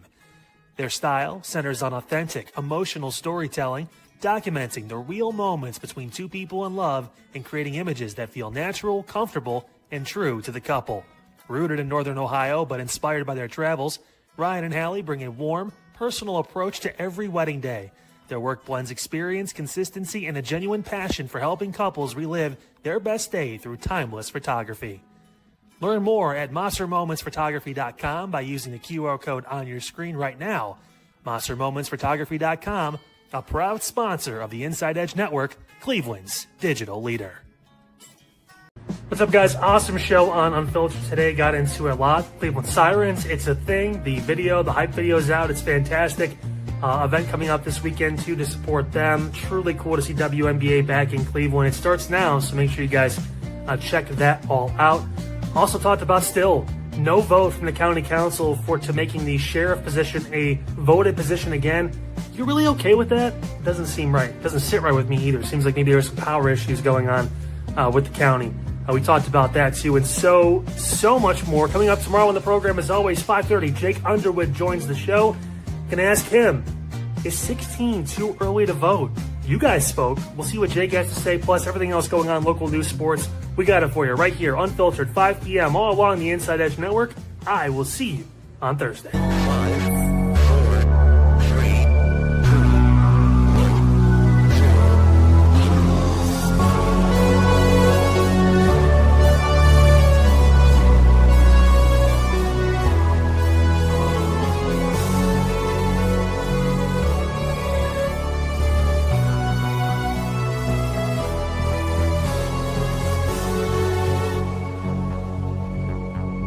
Welcome back to the Inside Edge Network here on the Daily Spiral. We're talking about one of my favorite things, and that is a lovely theme/brand night. Now, I know a lot of people are like, why do you love theme nights? What is it about it? I love a team that goes all in on a theme night, okay? So, this past week, the Atlanta Dream hosted a Barbie night specifically to celebrate Angel Reese's release of her Barbie collaboration. Everybody dressed in pink. Everybody looks like Barbies. She had her Barbie there. They had a special performance. It was just like everything was cohesive. And I like a night where you just are there to celebrate a collaboration. Like tonight is Marvel night with the Guardians. You know, they do AAPI month. They do Black Heritage Month. They do a ton of brand nights. And I love a team that leans into a theme. What is your favorite theme / brand night? I mean, you mentioned like the Bark at the Park nights are great. Especially when you're watching on TV and they just the whole game is just like the cameramen are going around just showing everybody's dogs, right? Just doing ridiculous things. Sometimes they're eating a hot dog or whatever. They're running down the aisle because they got loose or something, chasing a foul ball, whatever. That's pretty cool. Or sometimes the dogs will just sit in the seats like, better than most humans, and they'll just kind of sit and watch the game. But no, I love Bark at the Park. But yeah, brand nights are great.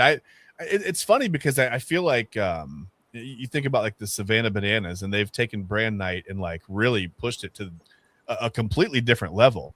But that's where it came from. I think a lot of this came from like Bill Veeck, in minor league baseball, and just trying to create more of a reason to come to a minor league baseball game. Like, it's sometimes it's not about the game on the field or on the court. Sometimes it's about the environment, right? And I think the important thing is, like you said, the Barbie night for the Atlanta Dream. I think that's so cool. Like, think about maybe like a little girl who loves Barbie and is kind of on basketball, right? She may have the talent to be an excellent basketball player, but she doesn't really know about it until she sees Angel Reese or her favorite WNBA player or whatever. And now she sees this Barbie collab, and it's like, well, okay, like, all right, now she starts dreaming a little bit differently, right? And I think that's what it's about. It's just, putting more eyes on the sport, collaborations, and bringing people together. I think it's cool too. I think it's a lot of fun. It depends on what you've got. I've got some examples. We can get to it later, but I'm going to hear what you kind of think of them first. I've got some great examples for brand nights that we could do. I love it. Like one of my favorite. Okay, so again, I used to work in merchandising for the Cavs, and so we didn't just do Cavs stuff, we did monster stuff. Like the Cavs would do like nights here and there, but they were more like City Edition. I'm sorry, this is the one thing I'm gonna be honest with y'all. The City Edition jerseys every year are terrible.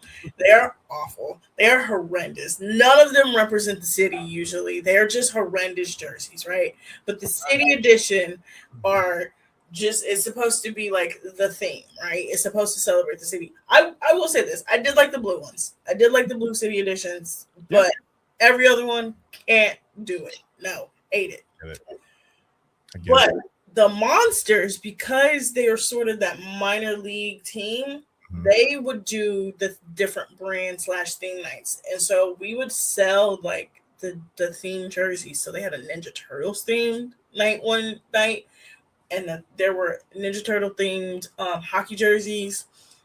They did a Marvel night. They've done every single night you can think of. And I like it when everything is just like across the board, like top to bottom, like you have a themed jersey. You have a themed performer. You have a themed like everything. Yeah.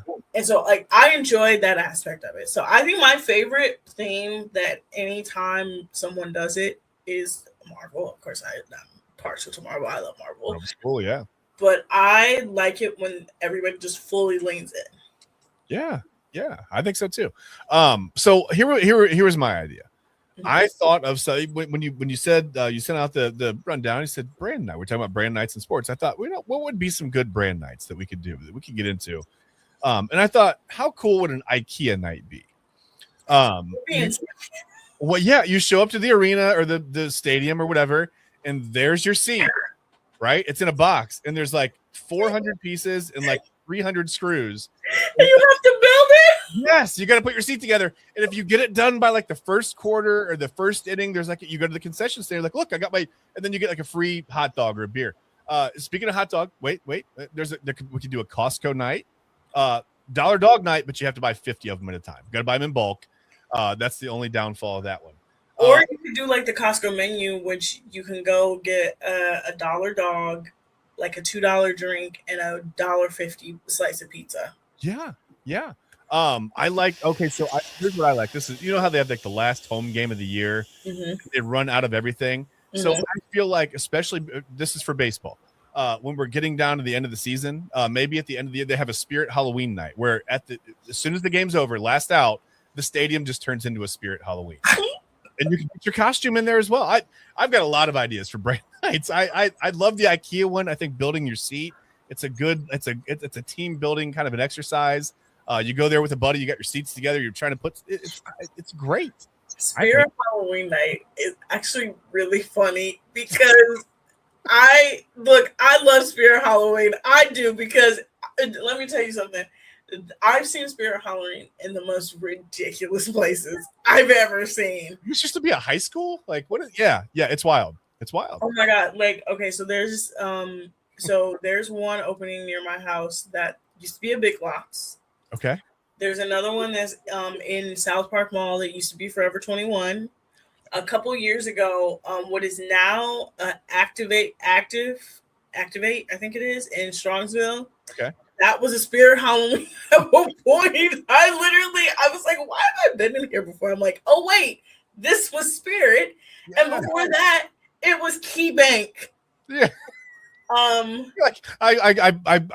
took out my first mortgage and I bought a Michael Myers mask in this building. This is amazing. Literally, what is it? There used to be like a gaming place near my house. It used to be called Level Up Gaming. Okay. And they put the Spirit Halloween in the gaming thing, and you could just walk through and you could tell it used to be like something like I love Spirit. Spirit is the most ridiculous store because it should not make sense. It should not make sense that there is a pop-up Halloween store every single year.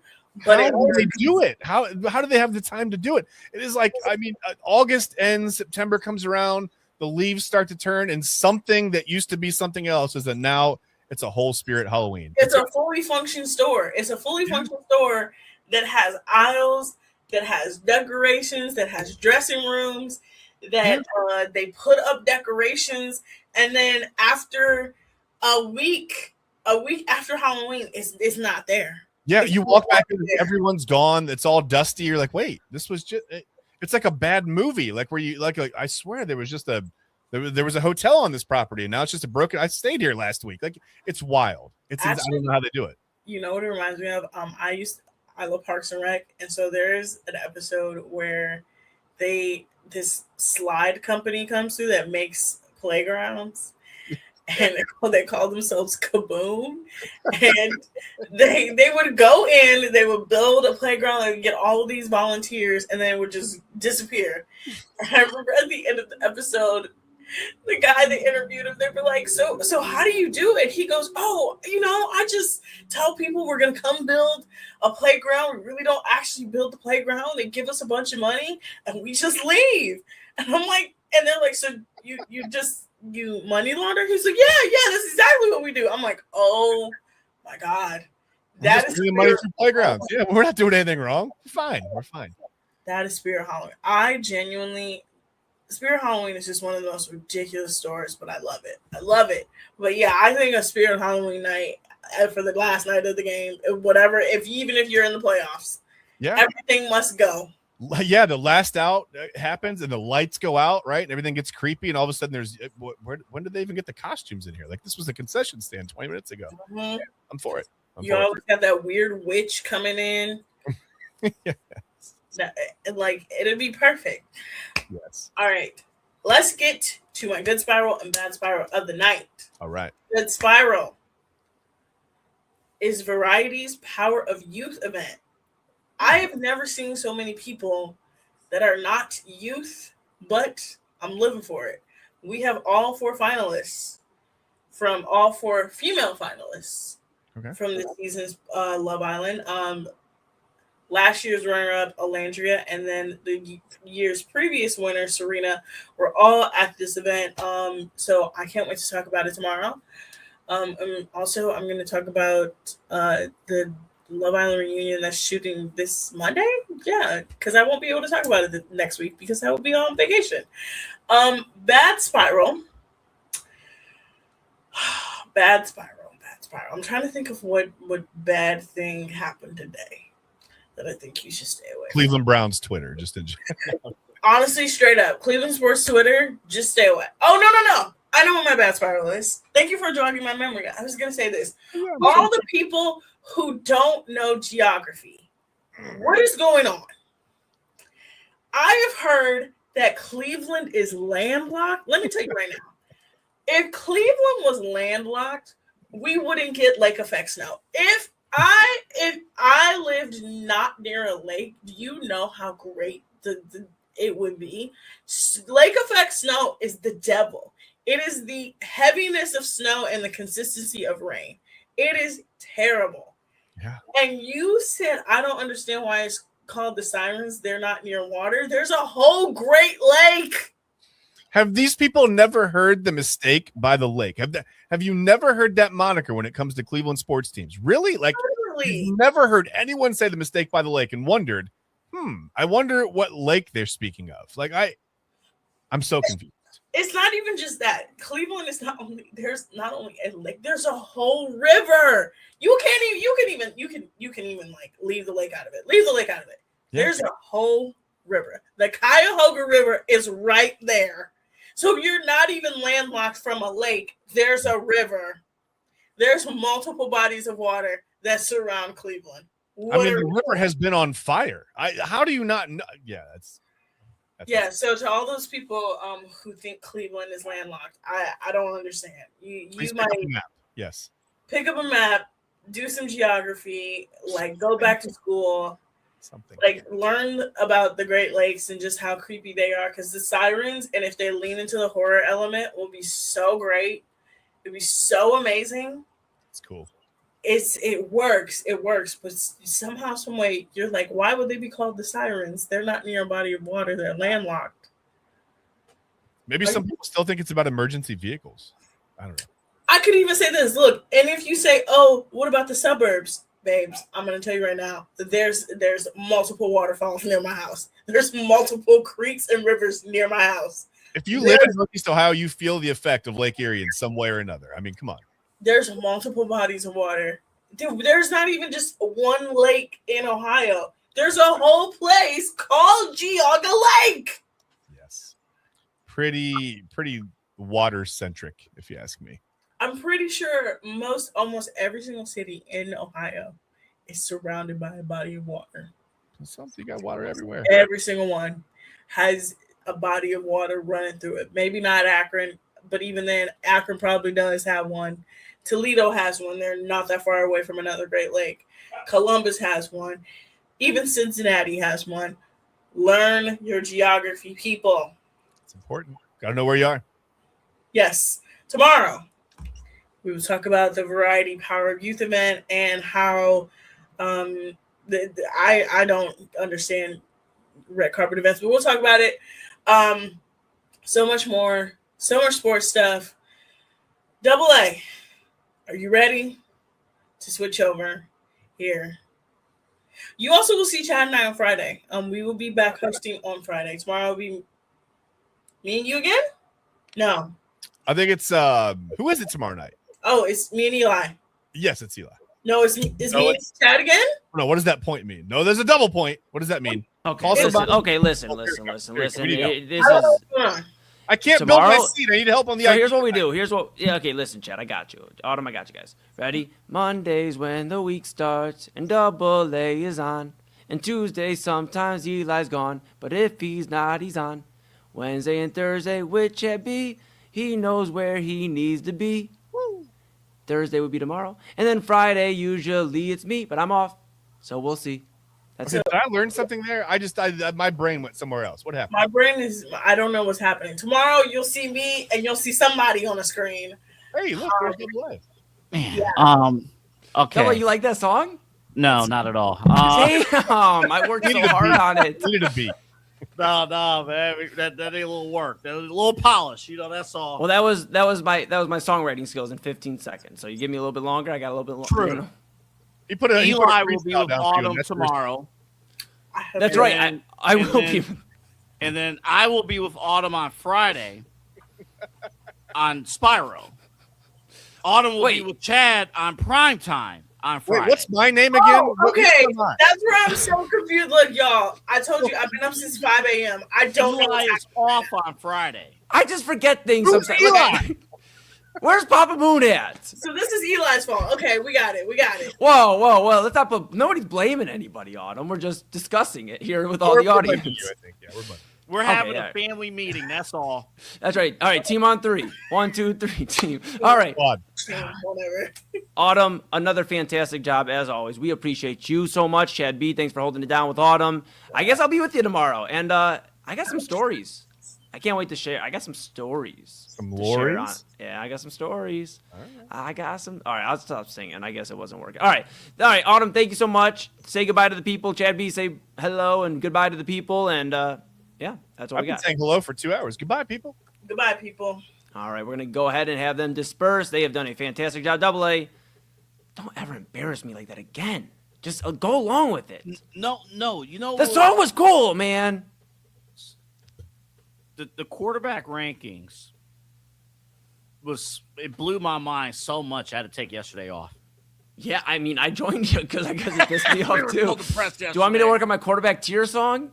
At number 35, we believe in Cleveland that it's our guy. All right, station identification coming up right after this. It is the one, the only. Our program director, our bro. And sometimes he gets mad. I don't know about tonight. We'll see. Station identification, and you know it. Midnight Run with Anthony Alford coming up right after this.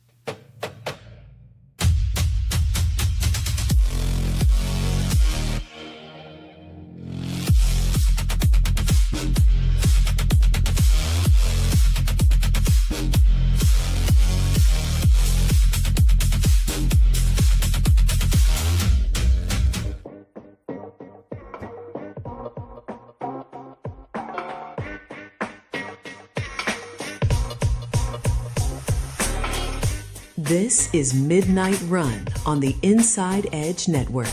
Here's your host, Anthony Alford.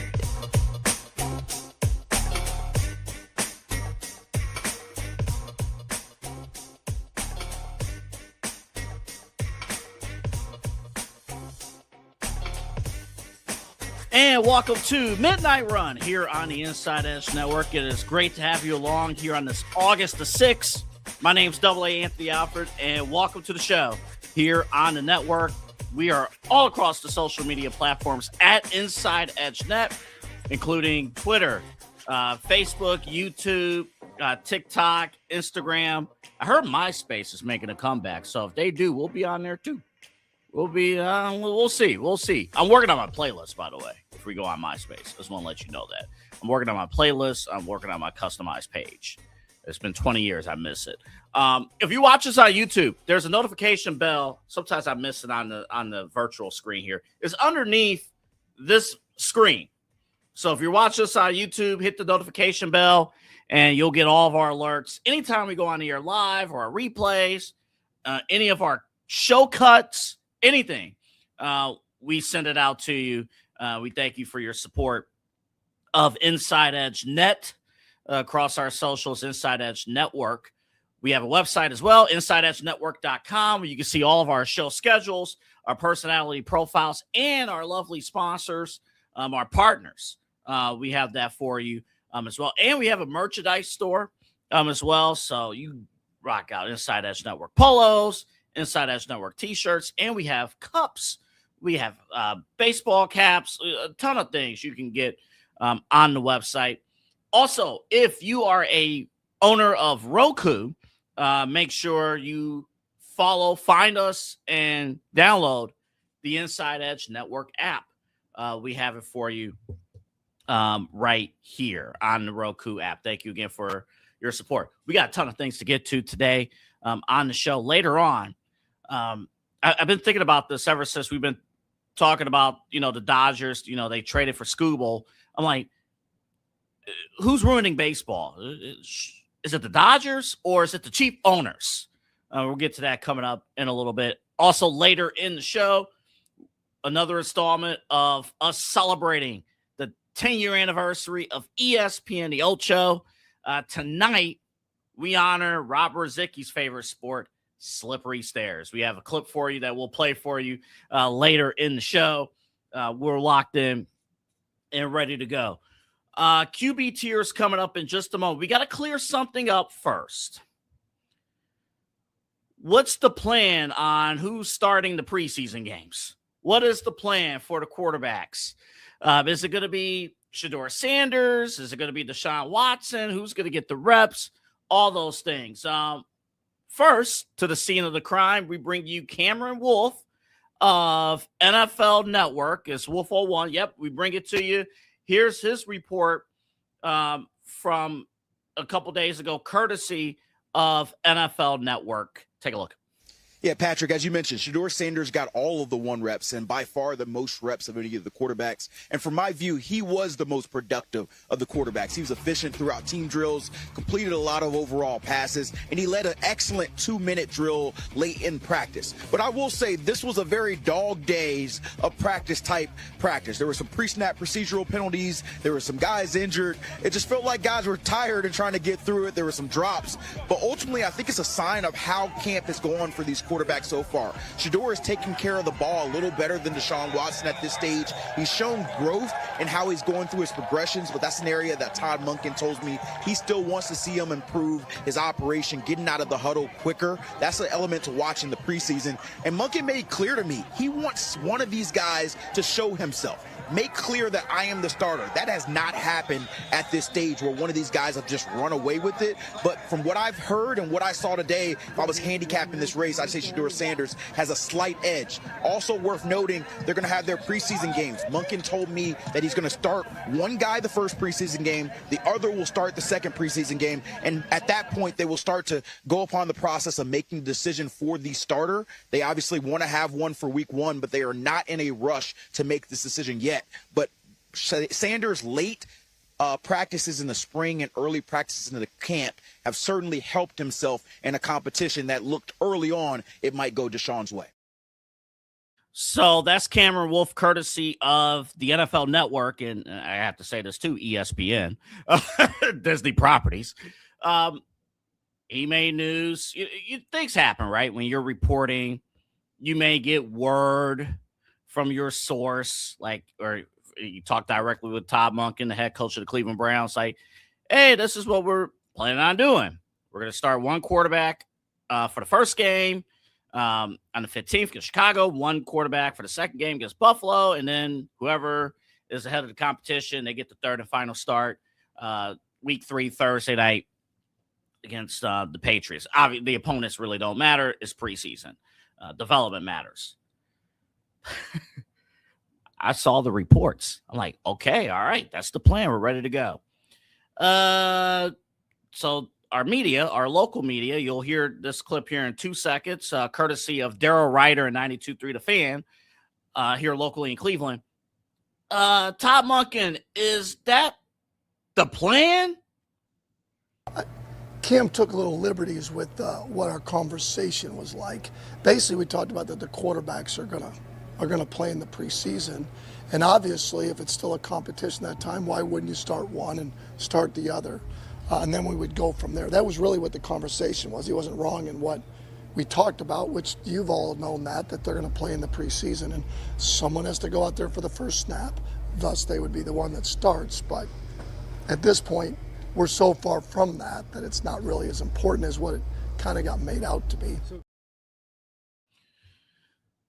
So that was Todd Monken. Again, big thanks and courtesy to 92.3 The Fan, Daryl Ryder, with the cut there. Again, all those reporters doing a great job day in, day out covering the Cleveland Browns. So, I mean, the story right now, it's not really, the biggest story in the world, but right now it's a neck-to-neck quarterback competition. At this stage right now, through 7 days of camp, both guys are kind of right there. We've had a suspicion and reports going in that's been very consistent that Deshaun Watson, the veteran quarterback, his expert level is up here, and Shedeur Sanders coming from behind and making this a race. Now, Shedeur Sanders has not, from the sounds of it, on August 6th, depending on who you listen to, either he has somewhat eclipsed Deshaun Watson, or Deshaun Watson is still ahead of Shedeur Sanders. No matter what, it's still a neck-and-neck competition.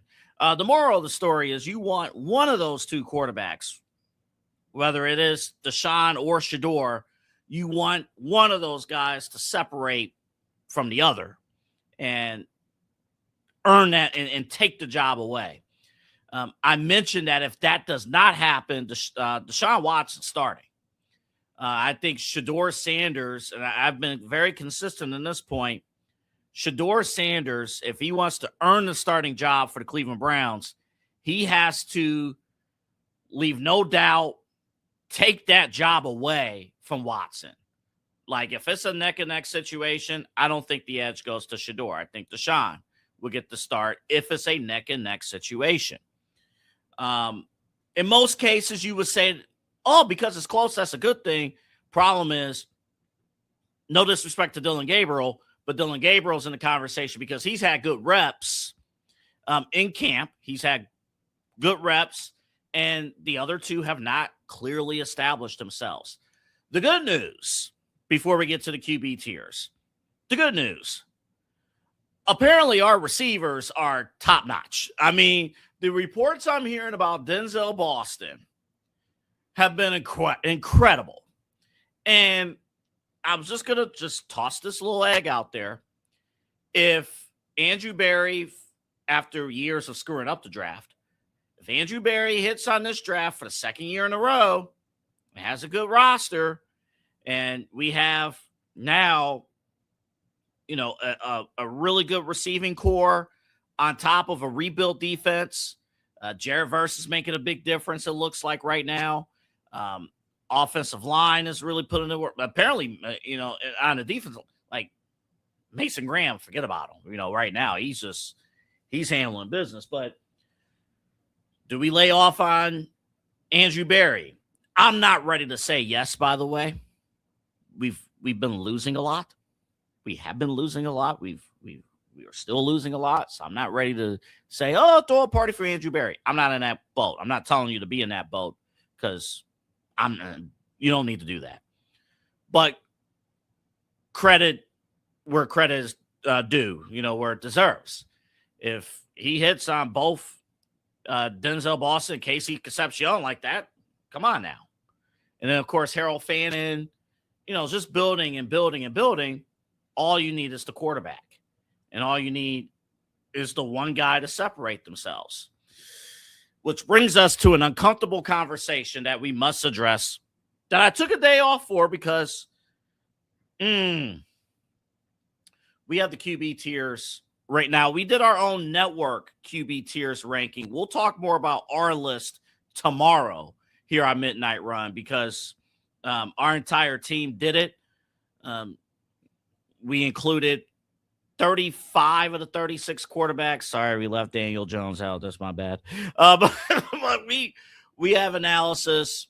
So we'll start talking about those tomorrow here on Midnight Run. But tonight, Mike Sando of The Athletic, this man's amazing. He every year, he's been doing this for several years now with The Athletic. 50 executives and coaches ranked 35 veteran quarterbacks. And it's from tier 1 to tier 5. He has it there.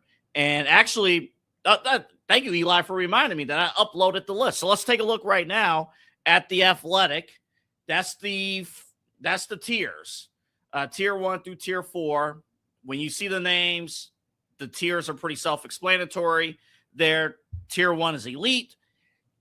Tier 2, really, really good quarterbacks, including Drake May and Lamar Jackson, Justin Herbert, but they're not quite at the level of Mahomes, Josh Allen, Matthew Stafford, Joe Burrow. And then there's tier 3, but we are in Cleveland. So, in Cleveland, we don't pay attention to the 425 window. We don't pay attention to Sunday Night Football. The other teams play there. Forget all that.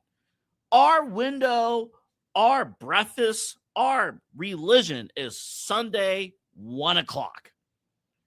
You got America's game of the week. We got Cleveland's misery of the week at Sundays at 1 o'clock. So don't look on the left side of the list. Go to the right side of the list and point your eyes. I don't know what side I'm on. All the way at the bottom. So you see number 31, Deshaun Watson. All right. Okay, fine. Whatever. Keep going. All the way down. Past Michael Penix, Jacoby Brissett, J.J. McCarthy, and there is Shedeur Sanders. Right there at 35.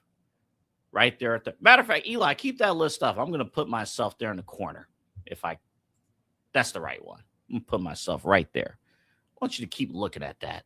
Shedeur Sanders at 35. And I encourage you guys to, The Athletic has a full breakdown of every quarterback you see on this list. So if you're a fan of football, if you're a fantasy football owner, if you're a betting owner, all that stuff, this is a great list to see what executives, general managers, coordinators, what they think about quarterbacks in the NFL when they put on the tape. So I'm going to go all the way down on the side computer to Shedeur Sanders. So out of the 50 votes, 37 had tier 4. Now, just to be clear, tier 4, we kind of share the same standards with our network tiers. Tier 4 is unproven guys, unproven quarterbacks or journeymen or veteran quarterbacks. Tier 5 means you have no business starting. And according to the panelist, there were 12 votes for tier 5. To be objective, by the way, there was 1 vote for tier 3 for Shedeur Sanders. Just wanted to point that out. There was 1 vote for tier 3. So somebody out there in the National Football League outside of Cleveland believes in Shedeur Sanders. Just want to be fair. But 12 of these executives don't. Okay. 12 of them, they don't. In fact, the biggest quote in the article from a offensive coach, if Shedeur has really invested in himself, there might be some upside. There was another quote. I want to make sure there's a few others here. According to a different exec, Shedeur Sanders is inaccurate in all 3 levels. I can't tell if he's going to get better, but there's a huge gap between him and competent quarterback play. And then someone else mentioned a defensive coordinator in the National Football League mentioned he would sleep like a baby if he got to play him every week. Like a baby. Man. I'll mention one other quote here, again, from The Athletic, from the quarterback tiers, and then I'm going to react to these. I'm going to actually bring in Eli as well to react to these too. He's not an on-time player. Can't really read through the coverages. Is a little bit heavy-footed. This is a coordinator mentioning this. He is thicker and harder to tackle than expected, but you shouldn't lose to him. And I'll give you fair and balanced coverage from a head coach who was relatively positive. I thought he was all right, better than expected. They did a good job with him in making the game simple, and I thought Shedeur played with a chip on his shoulder. Okay, so you hear the coaches and executives. When we come back from break, you will hear my reaction. And get Eli's reaction too from what the coaches and executives had to say in the Athletics quarterback tiers list, where you just see, you saw it there. Shedeur Sanders ranked number 35, dead last out of all the quarterbacks. If you want to look at it positively, there's nowhere else you can go but up. But are we really sleeping on Shedeur Sanders? I think some of what was said was absolutely ridiculous. but I will explain myself. Eli will say his piece too when we come back from break. Also, another question. Are we okay with admitting that we have by far the worst quarterback room in the NFL? The league thinks we do. Do you agree with that or not? We'll talk about that coming up on the other side. And then later in the show, do you blame the Dodgers or do you blame the baseball owners for a lockout that is probably going to happen? We got all of that. We are busy, locked and loaded. This is Midnight Run. My name is Anthony Alford. Glad you're with us here on the Inside Edge Network. Key On Sports is the leader in Ohio high school athletic coverage in written, print, and video streaming. From the latest news and results and written content to the high school football game of the week every Friday, Key On Sports has you covered. The vision of 15-time published author Vince McKee has become the most trusted site in Ohio high school athletic news. From podcasts to player profiles, Key On Sports is your one-stop for all of it. Visit them today at keyonsports.com or on YouTube at Key On Sports. Check out their socials on Twitter and Facebook as well. Clean energy, bold flavors, and no jitters. See why people won't shut up about Dubby. Clean energy, no jitters or crash. Whether you're starting your workday or getting ready to exercise, Dubby Energy helps you lock in and focus. With over 15 flavors to choose from, you can't miss. Order Dubby Energy right now by using the QR code on your screen and use the promo code InsideEdge10 to receive 10% off your order. Dubby Energy, your energy-focused sponsor of the Inside Edge Network, Cleveland's digital leader. Discover our collection of body mists made with clean, minimal ingredients. Handcrafted with natural essential oils and clean ingredients, they offer a natural alternative to synthetic fragrances. Perfect for sensitive skin and those seeking clean, mindful self-care, and the perfect gift for you or your special someone. Courtesy of Alley Rose Fragrances. First-time customers, use that promo code InsideEdge20 to receive 20% off your order. AlleyRoseFragrances.com, a proud sponsor of the Inside Edge Network, Cleveland's digital leader. Whether searching for a baseball autographed by your favorite World Series slugger, a signed football by an iconic Hall of Famer, or the jersey of a world-famous soccer star, you've come to the right place. Here at SportsMemorabilia.com, the web's leading source of authentic sports memorabilia, you'll find more than 500,000 authentic products from nearly every professional sports league, team, and players. Not only will you find your next prized sports possession with ease thanks to superb customer service and tremendous site experience, you'll have the satisfaction and peace of mind that every product listed comes complete with a certificate of authenticity and is fully backed by the SportsMemorabilia.com lifetime authenticity guarantee. Go to SportsMemorabilia.com by using the QR code on your screen right now. SportsMemorabilia.com, a proud sponsor of the Inside Edge Podcast Network, Cleveland's digital leader.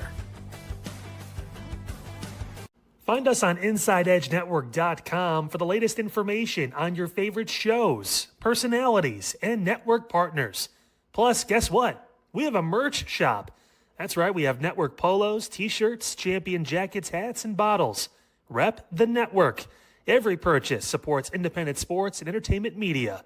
Use the QR code on your screen right now to check out InsideEdgeNetwork.com. That's InsideEdgeNetwork.com. Well, Side Hustle Podcast is ready to go. And Kyle, we talked SummerSlam. We did, and we're going to have the results this coming Friday morning. A nice little 4 to 5 days to really, marinate with what the fuck happened over the weekend when it came to SummerSlam. I mean, did Seth and Roman hold weight? Was it a true grand finale to that feud that's, over a decade plus in the making? Is CM Punk still champion? Did Nick Aldis, show up and show out, and his one chance turned into a golden opportunity? There's going to be so many questions that need to be answered. Plus, Evander had some interesting things that we were going to talk about, too, when it comes to just overall, lists and things. We haven't done lists in a long time on this program. I think it's been months and months and months. So we'll throw one of those at your guys' way, too, this coming up. Yeah, we cannot wait. The Side Hustle Wrestling Podcast, only here on the Inside Edge Network.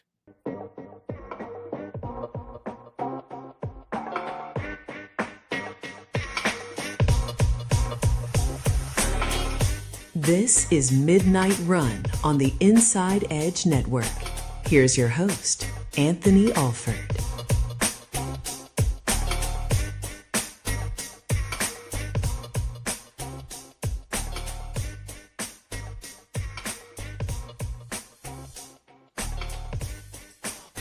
Are men allowed to say the word marinate? I don't know. Hey, again, remember to check out the Cleveland Scene nominated Side Hustle Wrestling podcast Friday mornings, 8 o'clock here on the Inside Edge Network. Myself and Kyle Cornell, we have a ton to break down from SummerSlam and even what happened on Monday Night Raw. So we'll have that for you coming up this Friday here on the Side Hustle Wrestling podcast. All right, executives and coaches, they're not feeling Shedeur Sanders. It's not happening. We've been talking about the QB tiers, the athletics QB tiers list gathered, executives, coaches, GMs, gathered by Mike Sando of The Athletic. Again, great job. And I encourage you guys, again, check out the entire article. It's fantastic stuff there. But, again, some of the quotes that we talked about from coaches. He's inaccurate at all three levels. He's not an on-time player. Coaches, coordinators would sleep like a baby if they got to play him every week. And I would just say this on all of those fronts. I think he proved last year that he could read coverages if he has competent talent around him, a better offensive line. I think he also proved that he could drive the ball down the field. He more than proved that he could drive the ball down the field if they had competent receivers. You saw, put on the tape. I'm telling you guys right now, not the Cleveland audience, but I'm just saying those nationally. Put on the tape of how Shedeur operated when Harold Fanta was on the field versus when he wasn't on the field. And what? You're going to throw to Jerry Jeudy, who can't separate himself from corners? Come on now. So we're talking about a deteriorating offensive line back then. I find those, and again, I know these are football people. They're football people from outside. I'm allowed to call them out and say, what were they watching? What did they see? Did you just look at and assume from a Kevin Stefanski offense that this is who he is? Now, the other consensus was Shedeur, and to be fair to Sean, Tom Monken's play calling is going to give a guy like Shedeur Sanders an opportunity to grow, to operate more so in a pro-style type offense, to have that restart. The example that was given, and then I'm going to bring Eli in 2 seconds here. The example that was given, had some good coffee. Coffee, sometimes you get the pores out. Remember Caleb Williams? Remember Caleb Williams? He's still playing. He's still one of the elites, right? Caleb Williams in year one was an utter disaster in year one. We know he's a great quarterback from USC. He was that dude. But year one, he was terrible. He couldn't read defenses. He couldn't get the ball down the field, couldn't make timely plays. And then Caleb Williams got an offensive-minded head coach and Ben Johnson, and things changed. Now he has to, prove it again, in this upcoming season. But Caleb Williams, without that change, of course, Caleb Williams, we're talking about him in a much different light than we are right now. Shedeur Sanders has that opportunity. Same deal. New, an offensive-minded coach, somebody who is more of an offensive mind that's more adaptable to players than our predecessor. He's going to give Tom Monken opportunities. And to be fair, same with Deshaun if it goes that route. Same deal. Both quarterbacks will improve. Heck, let's be objective about this. Dylan Gabriel has improved under Tom Monken. Call spade for a spade. Dylan Gabriel is in this conversation because he has improved under Todd Monken in that offense. It's just more, from the reports, it seems more player-friendly, more quarterback-friendly. All right, let's bring in my producer, the host of Inside Edge Primetime, weeknights here on the Inside Edge Network, Eli Moon. And Eli, you hear the executives, you hear the coaches. I think 35 is absurd for Shedeur. Yes. It's absurd. Yes. To be that low, to be ranked a tier 5. I can understand tier 4 if you just want to cop out and say he's still unproven, which technically he is under new system, year 2. So tier 4, fine. But the quotes of he would sleep like a baby if you had to face him every week. He's not invested in the game. He's inaccurate at all 3 levels. I'm not saying he's, Peyton Manning right now, but inaccurate at all 3 levels is a bit of a misfire, in my opinion. But what do you think?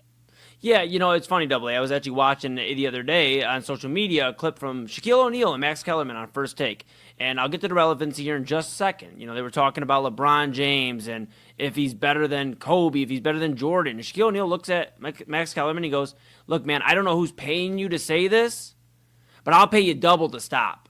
And that's how I feel right now about this list. It's just like, I understand. He's not going to be ranked top 10. He's not going to be ranked top 15. He's not going to be ranked top 20. I understand that. But to see some of these names that are above him, and of course we're going to get the list back up here, and let me get that banner out of the way, boom, just like that. So you see some of the names on this list, Double A. Cam Ward at 25. Last time I checked, the Titans were ass. Cam Ward has said it himself. And yes, he had some moments, but it wasn't standoutish. It wasn't like crazy, like this is the number 1 pick. Like, I will give credit, I know Baker Mayfield gets a lot of shit here in Cleveland, but you know what? He looked at the number 1 pick very quickly. He came into the speed and he started developing. Cam Ward hasn't done that. You see some of these other guys, Aaron Rodgers at 19. I understand for his credibility and what he's done, but you just start looking at some of these guys and you wonder when some of these executives and coaches, where they're thinking. If it's full body of work, what exactly is it? Because, again, then we pivot over here. Dak Prescott. And I'm going to hit this entire list. Number 7 for Dak Prescott. Never been to my knowledge, never been to an NFC Championship game. He's never been to a Super Bowl. Obviously, you got to get past one to get to the other. Never won MVP. And, in fact, since Ezekiel Elliott's been gone from the Dallas Cowboys, it's been about 6-7 years almost now at this point. We're going on half a decade. He has not been there. Dak Prescott hasn't been efficient. So I just wonder what goes into some of these thoughts. When it comes to real quick, and I'll let you get back. Dak Prescott's an interesting name there because Dak Prescott has been blessed with elite receivers. Correct. Exactly. Like we see what's going on, and my fantasy team has seen what's going on with, George Pickens on your B-side receiver, but also, of course, CeeDee Lamb. So imagine if Denzel Boston and Casey Concepcion, those 2 guys could be a blessing in disguise for Shedeur Sanders or whoever starts at quarterback here in Cleveland. Exactly. And you think about Harold Fannin even there as well, for Shedeur. Another year with Harold Fannin at tight end. And same thing in Dallas with their tight end. Same deal. Exactly. Yeah, you got Ferguson obviously out there in Dallas. And also to remember with Dak, he walked in. I know Dez Bryant was at the end of his career and was starting to kind of get sick of Dallas, but he still had a year or 2 of Dez, some Dez Bryant era. He had guys there, essentially is what I'm getting at, and the lines always protected him. That's another thing to take into account with Shedeur Sanders. That line was falling apart in Cleveland, right here in Cleveland last year. It was old, it was decrepit, and it was injured. That's just what it comes down to. And again, just to be clear, Stefanski's offense does not allow anybody, like anyone at quarterback, any lick of flexibility. That Correct. Offense is all timing. You can't have timing if you have a broken down offensive line. You just can't. Right, exactly. And then you see some of these other names. We'll move over here for a moment, Double A, to the right side of the column. And you see, Deshaun Watson at 31 is laughable. Let me just be very real. Laughable. A guy that hasn't played in 6 years, a full season in 6 years, is ranked 31.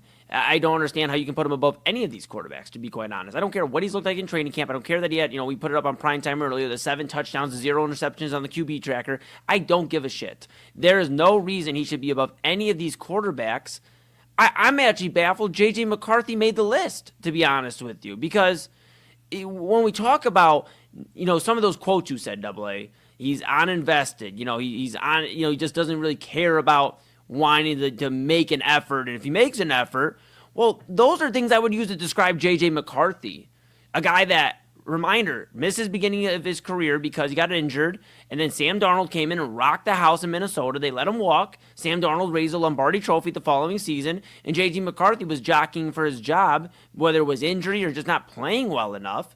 And now the Vikings think so highly of him that Kyler Murray's in town. Now, I see Kyler Murray there at 23, but I don't understand it. Like, there has to be some sort. I know. We get to be careful with our words. I feel confident enough in my words now. There has to be some sort of agenda out on this guy.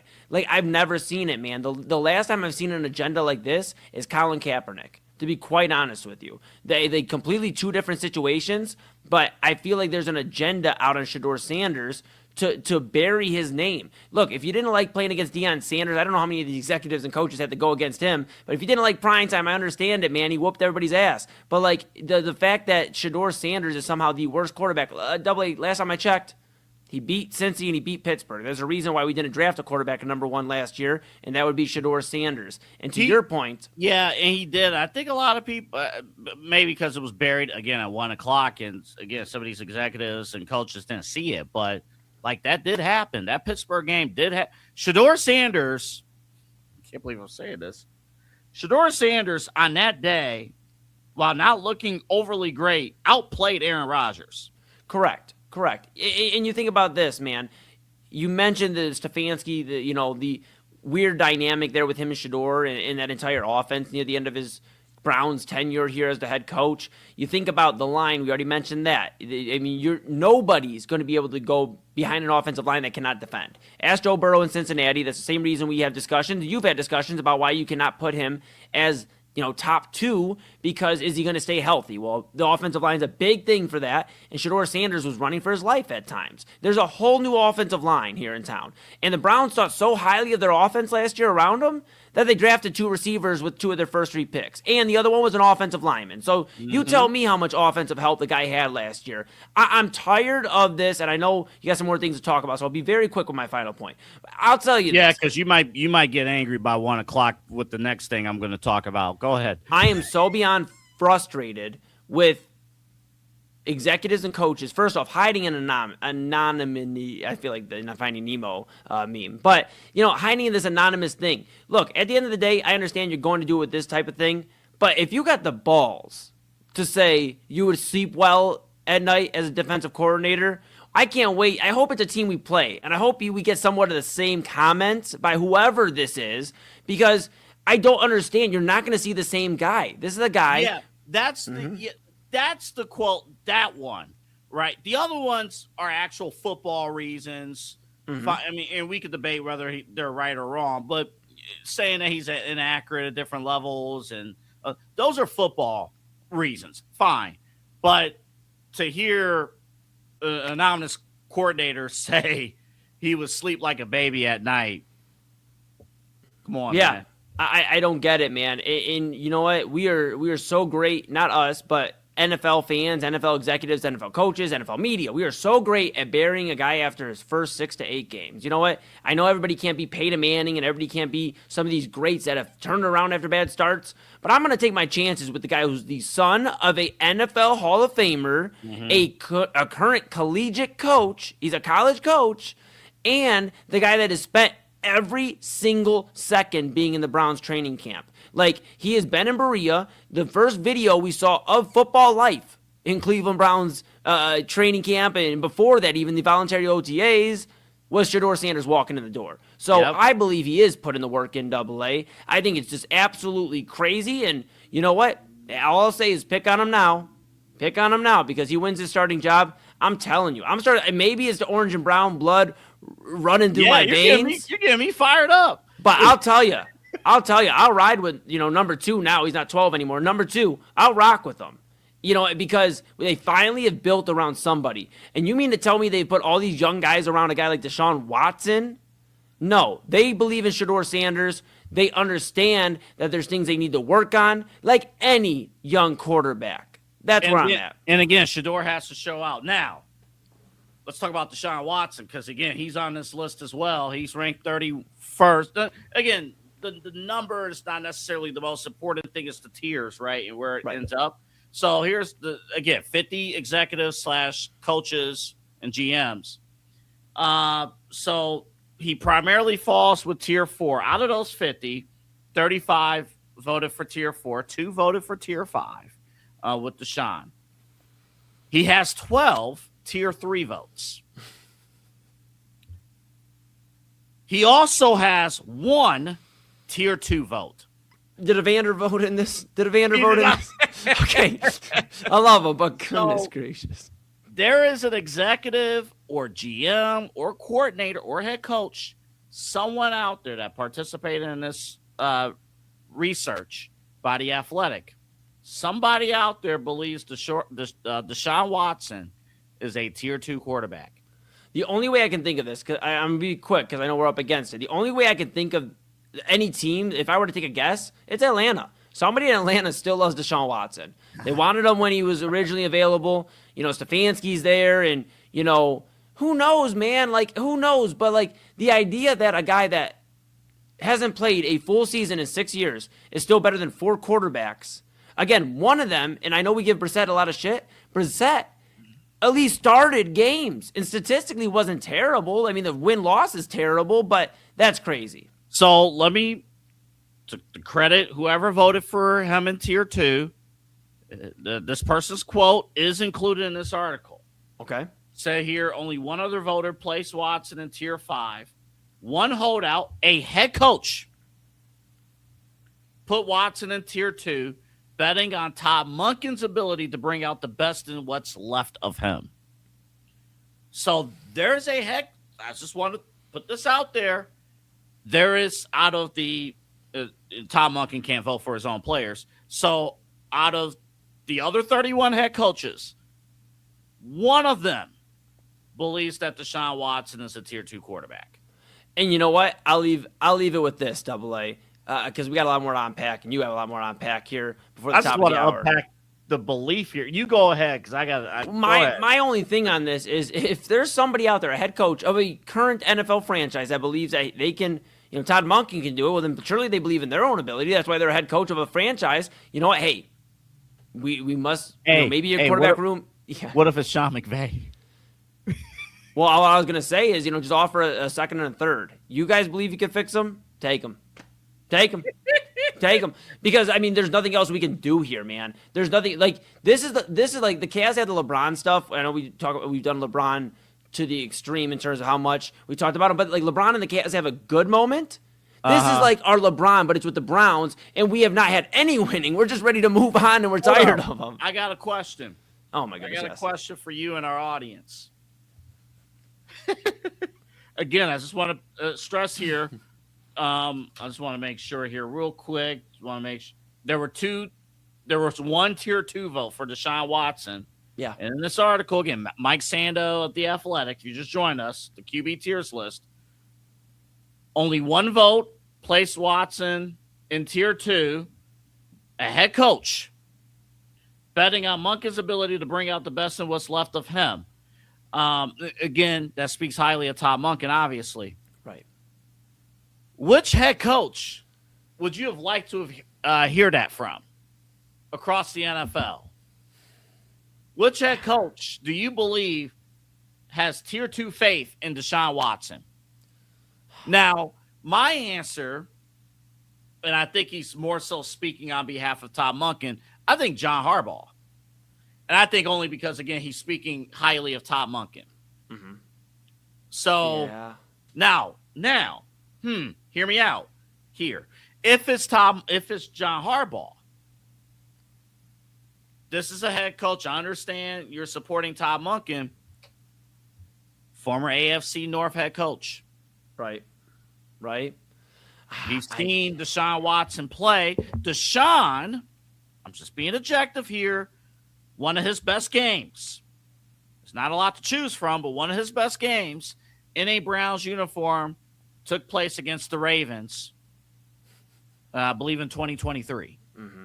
Mm-hmm. Yeah, you know what? I would think this is a coach that definitely has seen a bunch of quarterbacks come through and feels like he's in a little bit of a cushiony job where he could say something like that. And you know what? It sounds like somebody that would fix them. I think of a quarterback room that almost has some questions right now, and I think this would be Sean Payton. I think this is Sean Payton that says this. Because At Denver. At Denver.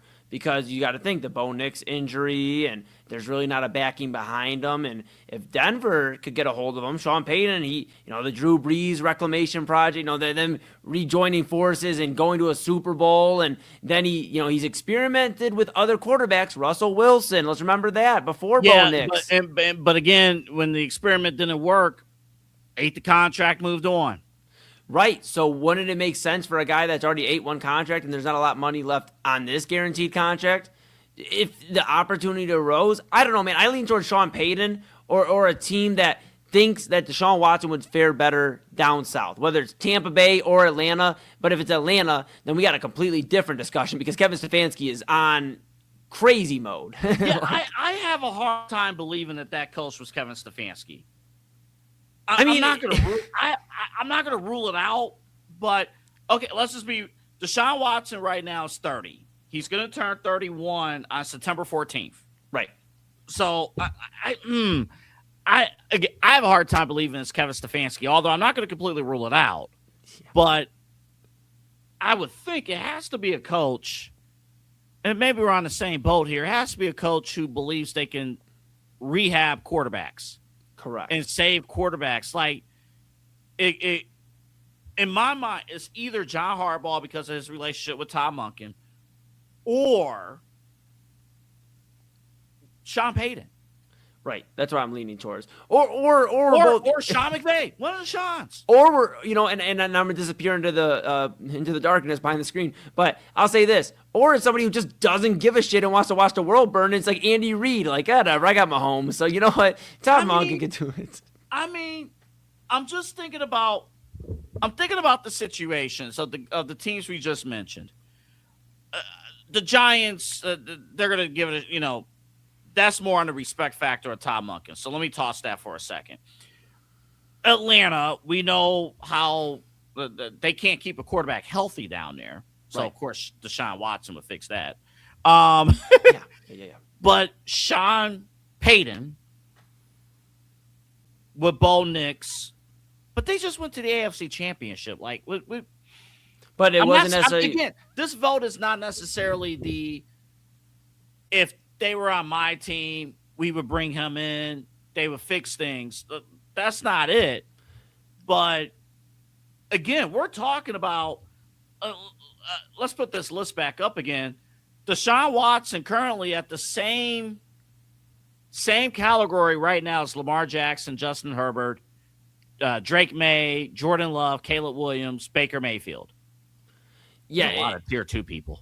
Yeah, and I'm so confused, and it makes me think, maybe, just maybe Sean Payton has seen what he's been able to do with quarterbacks. That's why I lean towards him being the one that said this. If it is it is a head coach. But if it's McVay, I'm just thinking this out loud here. If it's McVay with the Rams, and you're thinking about, I'm drawing to the Rams because if you're thinking about what's the future for Matthew, post Matthew Stafford, you took a flyer on Ty Simpson with the 13th pick. But this is the Rams we're talking about. If Ty Simpson is not ready, because we got to think. Yeah, but if that's the case, then why did it? Sorry, I apologize to the Dodgers and the cheap owners. We're gonna have to move this topic to tomorrow because we got to think. Because now you're thinking about 2027. If Ty Simpson's not ready, Deshaun's done after this year. Right. So you're thinking about 2027. But AA, why didn't they just include him in the Myles Garrett trade then? Why didn't they just put Watson with them? If it is McVay, but I just lean towards Payton, and here's why. And now we're Battle of the Shawns, and they're spelled the same way. But here's the Battle of the Payton one, because it's like you look at Denver and what they were able to accomplish. And Sean Payton, his whole career, he has been somewhat of a quarterback guru. like Drew Brees, and then even working in Taysom Hill to make him efficient at certain quarterback levels. You know, you've had Russell Wilson. There were some moments, but it wasn't great. And then, of course, you had Bo Nix. And Bo Nix, I have him in fantasy football. I will still say he's not spectacular. That defense is lights out, but Sean Payton was able to work to his strengths and make it happen. And then in the AFC Conference Championship game, he was able to make it work to a degree with Jarrett Stidham. Now, they lost that game, but they didn't look incompetent. They just were in terrible field conditions. Jarrett Stidham had to play in a game like that, and that's what happened. But that's why I believe if anybody believes they can fix Deshaun Watson, and if it's not Todd Monken, it would be Sean Payton. So maybe Sean Payton sees it as, well, if he can't fix him, guess what? I'll fix him next year in Denver, because there is a lot of question marks still with Bo Nix, returning from that ankle injury, having questions there. What does Denver look like? And Denver's a ready-made Super Bowl contender because of that defense. I just don't understand that. I understand the McVay stuff. I truly understand the McVay stuff because you got to remember Baker Mayfield. Baker Mayfield came there for a week, did a spot start, and it jump-started his entire career back on track to where he was able to go get a new contract. He was going to be out of the league because Carolina did him wrong. Hey, let's burn our last break because there's more meat to the bone. We're going to do the Dodgers topic tomorrow because that deserves more than like 2 minutes of our time. This is good stuff. Jeff Passan was on with Ryan Russillo. We're going to do the Dodgers or cheap owners ruining baseball. We'll do that tomorrow because that deserves some time. But up next, let's chew a little bit more on this. This is stunning to me. Not, Watson is where he's at, but an NFL head coach labeling Deshaun Watson as a tier 2 quarterback. Let's chew a little bit more on this when we come back. Plus, can Tom Monken, because the quote is Tom Monken can bring out the best of what's left of him. What is left of Deshaun Watson? We'll talk about that next. Plus, we honor ESPN The Ocho again, coming up after the break. Fanatics isn't just our name, it's who we are. Loyal, passionate fans dedicated to our favorite teams and to the sports we love. That's why we're honored to be able to offer fans the world's largest collection of official sports apparel and sports jerseys from all leagues, teams, and players you love.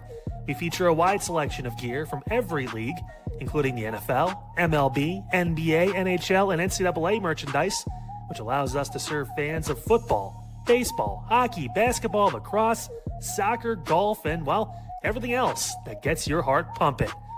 Go to Fanatics.com by using the QR code on your screen right now to celebrate your teams. That's Fanatics.com, a proud sponsor of the Inside Edge Network, Cleveland's digital leader.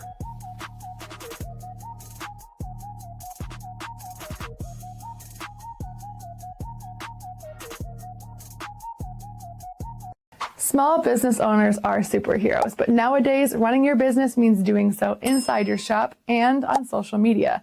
That's why you should make Omega Video Marketing your sidekick. With a decade of content creation experience, I create dynamic, informative, and fun videos for your specific social needs that will increase brand awareness, get you more followers, and keep your social pages and websites current and fresh. I offer flexible pricing and turn times and will work with you to understand your brand and your story. All of that comes from the heart. My award-winning expertise is just the cherry on top. So let's get connected. After all, your brand is the alpha and my expertise is the omega. Discover our collection of handcrafted candles. That's right, every product is thoughtfully created in small batches free from harmful toxins for mindful everyday indulgence. Our candles are hand-poured in coconut soy wax with natural wood wicks, offering a long-lasting burn and rich fragrances. Create a cozy, safe ambiance for your home with candles from Alley Rose Fragrances. First-time customers use the promo code InsideEdge20 to receive 20% off your order. AlleyRoseFragrances.com, proud sponsor of the Inside Edge Podcast Network. Mosser Moments Photography is a husband and wife wedding photography team based in Cleveland, owned and operated by Inside Edge Network's very own Ryan Mosser and his wife, Hallie. For the past 10 years, they've captured more than 100 weddings across Northeast Ohio and beyond, always working together as a true two-person team. Their style centers on authentic, emotional storytelling, documenting the real moments between two people in love and creating images that feel natural, comfortable, and true to the couple. Rooted in Northern Ohio but inspired by their travels, Ryan and Hallie bring a warm, personal approach to every wedding day. Their work blends experience, consistency, and a genuine passion for helping couples relive their best day through timeless photography. Learn more at monstermomentsphotography.com by using the QR code on your screen right now. monstermomentsphotography.com, a proud sponsor of the Inside Edge Network, Cleveland's digital leader. What's up, guys? Awesome show on Unfiltered today. Got into a lot. Cleveland Sirens, it's a thing. The hype video is out. It's fantastic. Event coming up this weekend, too, to support them. Truly cool to see WNBA back in Cleveland. It starts now, so make sure you guys check that all out. Also talked about still no vote from the county council to making the sheriff position a voted position again. You really okay with that? Doesn't seem right. Doesn't sit right with me either. Seems like maybe there's some power issues going on with the county. We talked about that too, and so much more. Coming up tomorrow on the program, as always, 5:30, Jake Underwood joins the show. Can ask him, is 16 too early to vote? You guys spoke. We'll see what Jake has to say, plus everything else going on, local news, sports. We got it for you right here, Unfiltered, 5 p.m., all along the Inside Edge Network. I will see you on Thursday.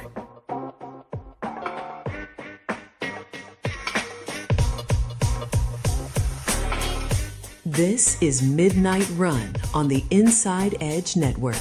Here's your host, Anthony Alford.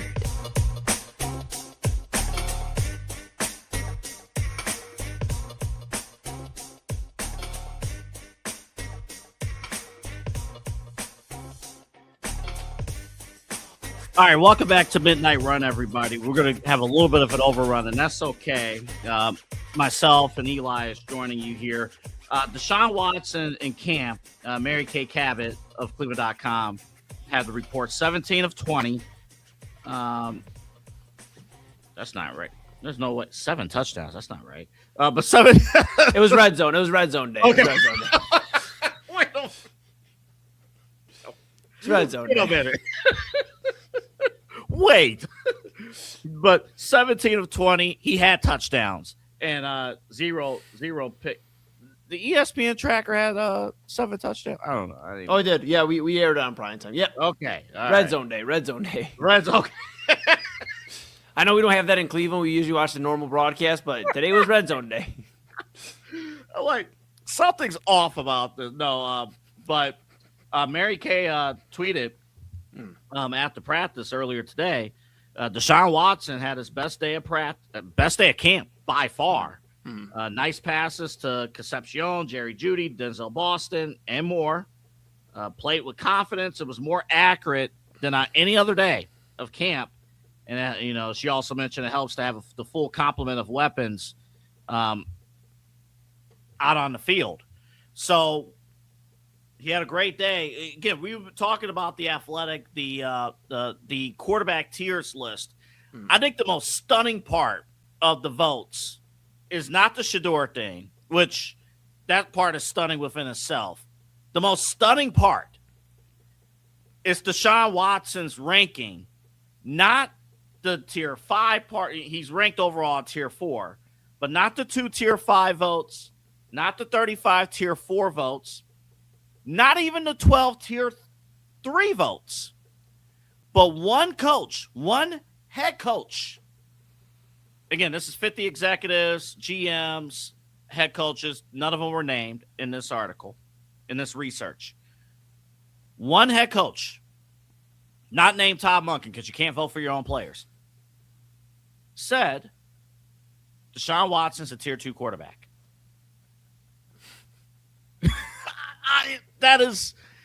To me, that is stunning. After all this time, and I get it. You go back into history, Deshaun, prior, during his Houston Texans days, he was tier 2, tier 1. Some looked at him as Patrick Mahomes than Deshaun Watson during his prime. Right. But we know the history. We know the story. Now we're in year 5 of his deal. To think right now he is a tier 2 quarterback is absolutely stunning. Yeah. But to hear from a head coach in the league, I think it's equally as stunning, even if they're simply co-signing Todd Monken's offensive coaching abilities.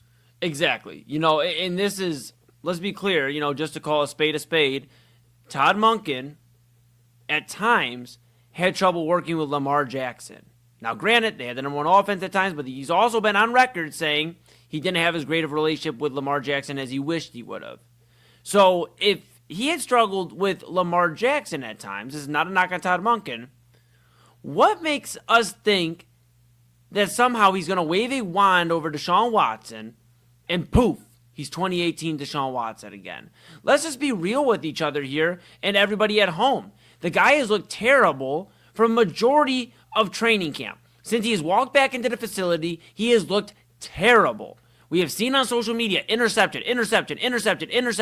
I mean, so what are we supposed to do? Are we supposed to highlight one good Deshaun Watson day over, I don't know, four strung along practices of Shedeur Sanders having good practices? Like, I don't understand it. I feel like we're so negative, not us, but media are so negative on Shedeur Sanders' one bad practice, but we forget about 4 to 5 bad practices of Deshaun. But hey, Deshaun showed life of 2018 again, so let's talk about it. And maybe because we're here in Cleveland, we don't understand, and it's not a knock on either one of us here, but maybe we don't understand how the NFL views Deshaun Watson, because we've been dealing with the experience for the last 6 years. But maybe there are teams, and obviously there's a head coach out there that believes that, hey, maybe he still has it, and he's just in a bad situation. We talk about it all the time with teams and bad situations. I get it. Let's be real, though, folks. One more time here. We've been real a lot tonight. I'm waiting for Pop Moon to break in any moment. But real talk. But, Deshaun Watson has created this bad situation.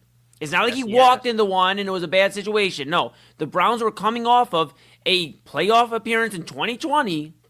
And then, of course, 2021 happened the way it did, so that's why they went on and moved and got Deshaun Watson. They were a year removed away from being a playoff team that was a few plays away from being in the AFC Championship game. I know that's crazy to think about. It was the reality. He's a big part of why the Browns are in the spot, because of his play or in his availability to even play, and also because of what the Browns gave up to get him. I know we've heard this for years, but it's just a reminder, 3 first-round picks that Houston turned into Will Anderson, and they've turned into other studs on that team. Meanwhile, the Browns have had the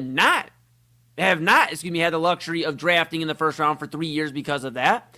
And they also were saddled with a contract that didn't allow them to really improve around the team. So everybody can look at it from the outside looking in and go, well, Deshaun's in a bad spot. Deshaun is the bad spot. This is like somebody being in a canoe and being like, oh, everything's all right, and then just bashing holes in the bottom of the canoe and being like, well, I'm in a bad spot. You created this bad spot, and now you have to figure out either, are you going to play your way out of it, or what does your future look like? Because we talk all the time about what these futures look like for NBA players, for NFL players, MLB players. Deshaun Watson is one of the most important 2026 seasons of all NFL players, because he is not only fighting for a starting job here in Cleveland, but he's fighting for that next contract like you've talked about multiple times here. And if there is, again, we said it before the break, and I'll remind everybody, if there is a coach, which apparently there is a coach that thinks he's tier 2, look, man, we'll take a third rounder right now for him. You take the contract money. I was going to say, oh boy, you would open up a can of worms if Deshaun starts one of these games in the preseason, has a standout performance, and then you trade him. That would open up a can of worms. To the team that voted him tier 2, to that head coach.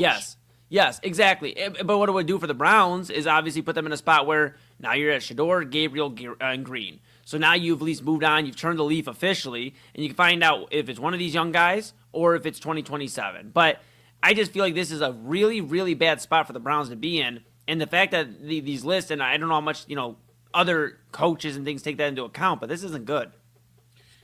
Just to make a note here real quick, in the article here, Mike Sando of The Athletic mentions Watson's one of 60 quarterbacks to start at least 10 games since the Browns acquired him in 2022. Of those 60 quarterbacks, he ranks number 59 among them in EPA per pass play, only ranking ahead of Zach Wilson. So you do have that. A couple other coaches who may have more sense talked about, I don't think he can come back. Offensive coach mentioned that. You do not all of a sudden get drive and desire and processing skills. He has showed he's had none of that with what he's put on the film. He's a 5 at this point. My concern, just to be consistent, has always been speed of the game. Mm-hmm. And that's where I think Watson, even if he knows the plays, I think he'll fall short on that front, because if you miss that much time, that you're not catching up to elite NFL speed. That makes it a little bit tough. They also make a point here on the article from The Athletic. Monken's offense is a little more look over here, read the whole field, as opposed to reading coverages. So if you're taking it from that standpoint, reading the field as opposed to identifying coverages, that, again, Deshaun and Shedeur, that plays more to their style. I will say this. If this head coach is right, and Todd Monken does this and rebuilds Deshaun Watson into a playoff caliber quarterback for the Cleveland Browns, Todd Monken should have a statue outside of Brown State. Well, it'll only be there for a couple of years, but they'll build a statue and they'll put it in the dome when it's ready. But no, yes, that's right.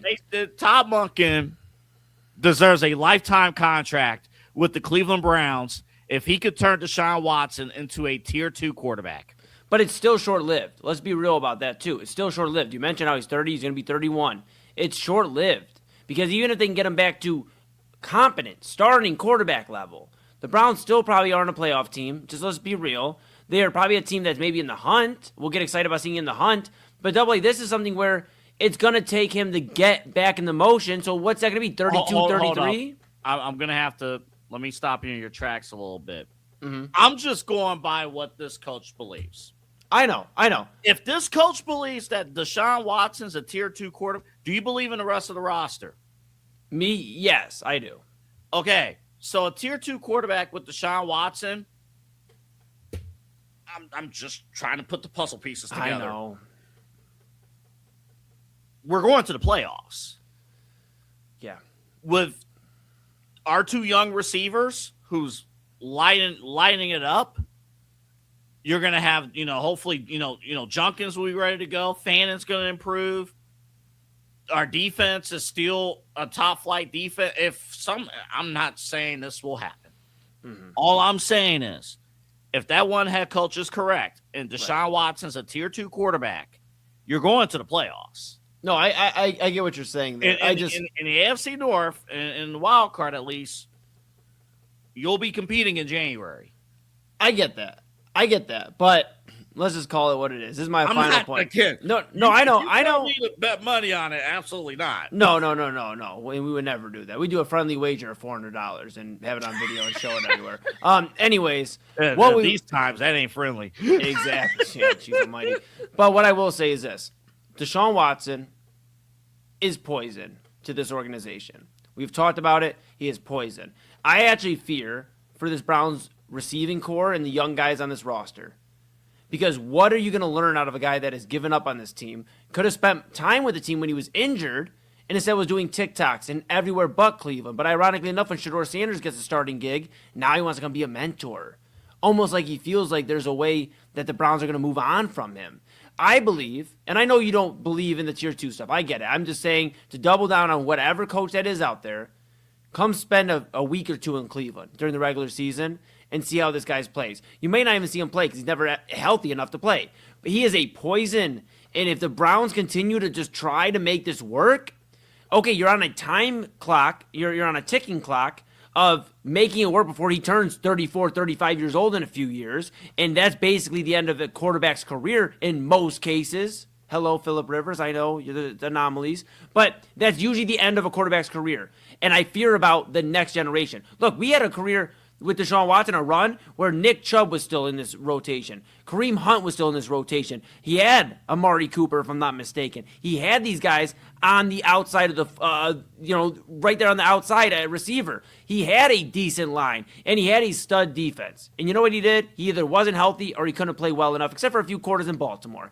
That's what we're risking right now. We talk about how great, and I know you didn't get to it today, but maybe tomorrow. Denzel Boston, Casey Concepcion, Harold Fannin. This is what we're running the risk of. We think Harold Fannon's going to be a top 5 tight end. We think Boston, and I think Boston's the real deal. We feel very good about him here in Cleveland. Concepcion, we'll see. I'm excited about him too. We'll just see what happens. You are running the risk of poison in this organization. It's running amok, and do what you like, Jimmy Haslam. But here's the thing. You've gotten a chance to actually draft first-rounders again, and you could actually botch it and put yourself further back by double-dipping in the Deshaun Watson experience. We end the show with us celebrating ESPN The Ocho. Yes. Again, the 10-year anniversary of ESPN The Ocho, where we highlight a sport, an event that you will see this upcoming weekend at ESPN The Ocho. And this particular event we're going to show you right now is going to receive prime time coverage. Let's go. This Saturday on ESPN2. It is Slippery Stairs. You can see this Saturday, I believe, Friday night, 8 o'clock on ESPN2. Here's a look at what you're going to see here, courtesy of ESPN. I'm going to go bold. I'm going to go Briggs, the local product. He's out of Rock Hill High School. He's in the green. I was going to say wiffle ball, man, but the pink is going flying up there. Look at Jack in the pink. Remember, you can take down an opponent. Oh, my goodness. Whoa, Jack. Here comes some lube looking to make him slip. And it won't matter.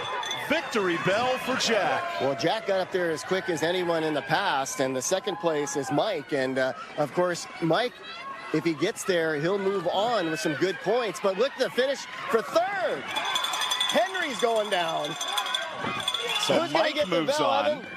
We need the top 4 here. And Green. Briggs out of Rock Hill High School takes it. Wow, that was a very fast race. And I tell you what, that was fun to watch. So the top 4, Evan, move on after the second heat. So, again, there's only one way down. And, yeah, that's head first, baby. Go for it. Oh, we got some carnage. Bodies everywhere. Let the bodies hit the floor. So that's how you do it right there, Paul. There was some good air right there. So, Paul, how did our 4 competitors, especially our winner, get up so quickly up these stairs? You know what? We haven't had a tall competitor like that, and I didn't think that he was actually going to get up there that fast. But It's courtesy of ESPN. The one thing I was thinking, I'm like, nobody's going to go down and help the young. I don't know if the guy that was a ref or was part of the competition. Oh no, he was part of the competition, man. You're not going to go back down and help him up, like cheer him on, like he was face down, ass up on one of those stairs, and he couldn't find his way back up. I mean, my goodness, bro. I mean, I understand the height. I understand, like, they kind of broke it down there at the end, and great job on the commentators, the height. So maybe I would do well in slippery stairs. I'm 6'1", so maybe, Kyle would do really well. He's 6'10" or whatever he is nowadays. Yeah. I mean, Chad would do very well. I just think, we have a lot of opportunities here. But the biggest thing I took away from that is the danger. There's no way to bring these athletes down that just completed that round. They're going to move on to these championship levels, and there's no way to walk them down. They have to slide down. Some of these guys were getting torn up at the end. The legs were getting all caught up. Like, what happens if somebody twists an ankle or something and can't compete? You lose a competitor because of the reckless way to come down. All I could think of was Ted Ginn, the celebration at the national championship game, and he injured out for the game off of a celebration. I got some rules. Go ahead, Eli. I was going to say, you've been thinking about Ted Ginn in that celebration all week. You brought that up because I haven't brought it up yet, and I will at some point. There are certain games. Are there games where you lose so badly you stay away from watching the highlights? Yes. For years? Yes. 07 against Boston, the Red Sox, when the Indians at the time blew the 3-1 lead. I'll never watch the CC Sabathia start again. I'll never watch it. Florida, Ohio State in 07. I have not – someone on Twitter had the highlights. No. I have not watched those highlights in 20 years other than the opening kickoff. Well, I wish I was old enough to drink and black out after Ted Ginn's touchdown. Well, the good news is, Urban Meyer and Tim Tebow and And those guys, they got to celebrate. They were all a bunch of good guys. Nobody went on to get into any trouble or. The good news is Urban Meyer came here and helped us bring a title. He did. I mean, goodness he held it down for us. So I do appreciate Urban Meyer for that. You know, we have rules. Yes. For slippery stairs. Number one, there is, the white zone. So the competitors must stay within the designated white path of the stairs at all times. Okay. Stepping or touching the red side would result in a whistle and a penalty. Okay. Also, there is no, if you couldn't tell, the walls on the side, can't touch them. There is no side. That's obvious, right? Right. If you're using the side wall, you're avoiding the slippiness. Yeah. Of stairs. Yeah. You have leverage. Yeah. It becomes like, just stairs at that point with a little bit of slickness to them. Here's the third one. This is very interesting, but understand, maybe they do a check on this. You are not allowed to dig your nails. Wow. Well, for somebody that's a nervous Nelly like me, I wouldn't have to worry about that because half the time my nails are, I'm anxious. I guarantee you, I can't confirm this, but I have a good edge here that you must trim down your nails. Probably. I'd imagine. If you have long. That could be a violation if they're checking every finger. If they see that your nail is long, I can see you getting penalized or getting disqualified for having long nails. Do you think they're greasing these guys up, making them extra slippery for the slippery stairs? Oh, there was a lot of greasiness from what I saw on that tape. I mean, my goodness gracious. There's only one conclusion I can come to, which is we need to get a set of these stairs, and we need to set it up. Whoever has the biggest backyard, I think it's Chad, we need to set it up, and we need to have a slippery stairs competition. Oh, here's the next rule. Pulling opponents down. Physical interference, like pulling other competitors down, is legal during the lower section of the climb. Yeah. But restricted or prohibited closer to the top. Makes sense. You don't want to run a risk. I mean, somebody gets hurt, safety. Why all I'm thinking about is Nickelodeon's like the aggro crag, like from Guts. Like, you imagine if all the kids were on the same side of the mountain and, like, you're going up the aggro crag and then all of a sudden you get to a kid like, Dude, I think of Michael O'Malley. Michael O'Malley's like, and there goes little Jimmy. Get pulled off of the Guts arena by Michael the mechanic.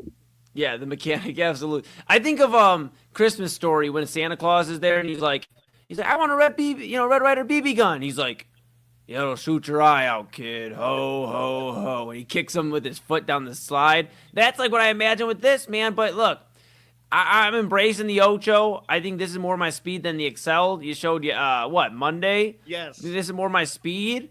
I think I could probably hold my own, probably break a few bones. Dude, this is prime time, must watch. And I'll tell you this. It's on at 8 o'clock on Friday. I'm off Friday, so I can't make any decisions. But I will put it in the ear of one Chad Bryan to see what his thoughts are in terms of slippery stairs and see if we can get some breakdown. Tomorrow on Midnight Run, what if I told you that the Cleveland Guardians could solely be responsible for preventing missed regular season games next year? Only the Guardians can do this. Nobody else but the Cleveland Guardians. We'll talk about that tomorrow. Plus, we got our own QB tiers list that we're going to break down and hopefully not have a headache like we did today on the show. Plus, we didn't get to it today, but we're going to dedicate some time to this tomorrow on top of what I just mentioned on the Guardians. If there is when there's a lockout in baseball, do you blame the Dodgers or the cheap owners? I'm not necessarily talking about the owner here in Cleveland, but I'm just saying the cheap owners. And I hate to admit this, I'm kind of leaning away from the Dodgers. I don't think the Dodgers are the bad guys here. I don't. I'll explain tomorrow here on Midnight Run. For Eli Moon, for our entire team, for all of you guys tuning in and watching. And remember, like and subscribe at Inside Edge Net across all of our social media platforms, our website, InsideEdgeNetwork.com, and our Roku app, Inside Edge Network. Thank you guys for tuning in. We appreciate your support. And guess what? We do it all over again tomorrow, starting with Inside Edge Primetime at 10 with Eli Moon and Chad Bryant. The Daily Spiral at 11 with Autumn and It's me. Eli Moon. That's me. That's me. And then Midnight Run at midnight. Also, do not forget Unfiltered with Kyle Cordell, our news talk, our community local news program gets the day started at 5 o'clock right here on the Inside Edge Network. And it's Thursday, so you get Voice of the Land as well with Kevin Arnold and Ryan Mosser. All right. Have a great night, everybody. We will see you tomorrow here on the Inside Edge Network.